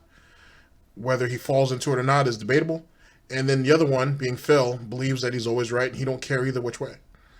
How either one of their futures are going to turn out will be up in the air, to be honest with you. What I will say is a partnership between someone like a Wings, a DSP would be a good look. Another partnership between a Rich and a DSP would be a good look. Monday Matt's kind of out of the picture altogether at this point. But if Phil could get over his own bullshit for the slightest moment, he could literally make something happen with these two individuals on two separate platforms, on two brand new channels. And yeah, there's going to be a shitload of hate that's going to come with it, but they could profit off of it if they play it right. And each man could drum up some sympathy and maybe some empathy and maybe even some true followers. And something that I think DSP and Wings especially Wings, there could actually be a general friendship that could be formed. The thing is, though, is Phil doesn't care about friends. He doesn't care about friendship. He doesn't care about partnerships. He doesn't give a fuck about none of that. If you can't make him money, you're not useful. And the moment Brian and Kekin come to the general realization that, you know what, we don't need Phil. You know what I'm saying? We should just go ahead and do our own thing and just invite subscribers, our subscribers, or subscribers that ask to game with Phil to just game with us on our platform and build up our own thing. Phil, they should do that. And the moment that they come to that realization, hopefully they will. Hopefully they will. Do not let Phil drag you down because you think you're helping to supplement his income. Because at the end of the day, he doesn't give a shit about either one of you. You guys are merely there to help drag him to a win. You guys are merely there to boost up his numbers. This piece of shit, Phil, was so lazy that he wouldn't even shout out Kekin and Brian's channels. He was like, if they want to go ahead and shout out their channels, they have my full permission and support for that. Well, they're on your platform. Why aren't you doing it? I shout out people all day because I'm fans of what they do. Fault me for that if you like, but that's what I do. And these guys right here, and these guys and people have helped me in a bunch of different ways. And Phil, you got two people that are literally the only real point of entertainment on your streams, and you can't even shout out where they can be found, what are their channels respectfully, and so on and so forth. Nah, Phil didn't want to do any of that because he didn't want any of the people who were there at that moment to go over to their Twitch channels and watch this whole situation through them. He didn't want that. After the fact, he don't care. When the stream's over, no big deal, whatever. But in the current, nah, you guys ain't going nowhere. So let them go ahead and talk about it and do that shit. I'm not doing it because that would advocate that you guys should check them out. And you're not going to do that right now. You're not going to do that on Dave time. Just like how Rich is not allowed to criticize DSP when DSP is sleeping. That's not how it's supposed to work. Because when Phil goes to sleep, apparently everybody's supposed to be asleep. Whatever. Strange situation either which way. Ladies and gentlemen, thank you so very much for kind of sitting in on all of this. Hoping to get back to the news broadcast soon. I'm going to try to record a bunch over the weekend so I can get caught up because there's a lot to catch up on. But I wanted to throw this out here because it was important. And since the request was already made to do so, I felt that there was no reason why I couldn't do it. And I hope you guys have a really great day. So let me go ahead and throw that back up. I'm going to play some music to play us out. And ladies and gentlemen, I hope things go well for you for the rest of the day and at least until the next time we meet. Ladies and gentlemen, this is DSP News. Always late, never breaking. Unreliable coverage that you can't count on. Oh yes, a GTG Network Productions. I am your host / anchor, GTG, and I am signing off. Take care of yourselves. End the broadcast.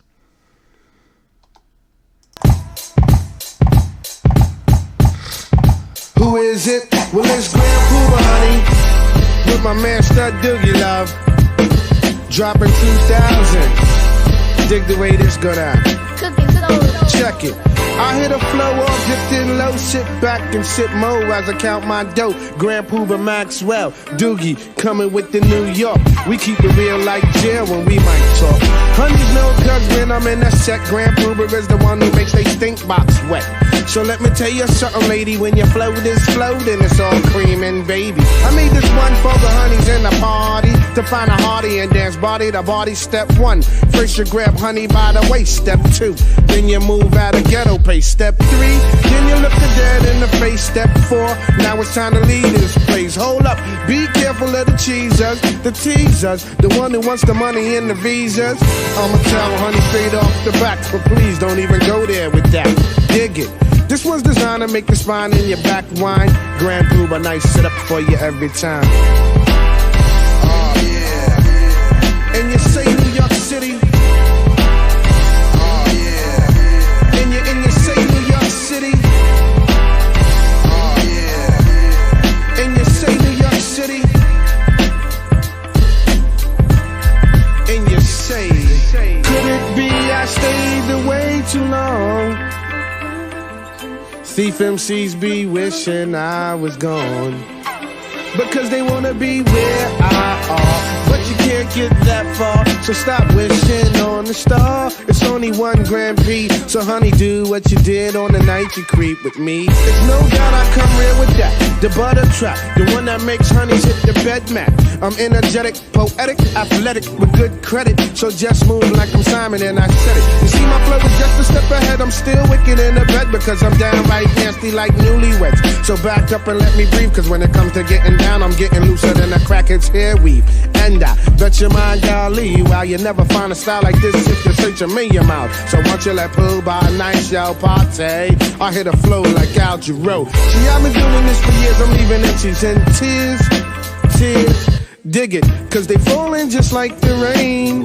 Grand Pooh was too much for the brain. Now go diggers who try to get it, I left them backwards. They thought they fought it when they shit it, cause Pooh buys everything. And everything is Pooh, cause I hit them with a, and then with a. Yeah, cause that's just how Grand Pooh and that doogie do. You didn't know I was the bomb, baby? Somebody should've told you. Somebody should've told you. Yeah.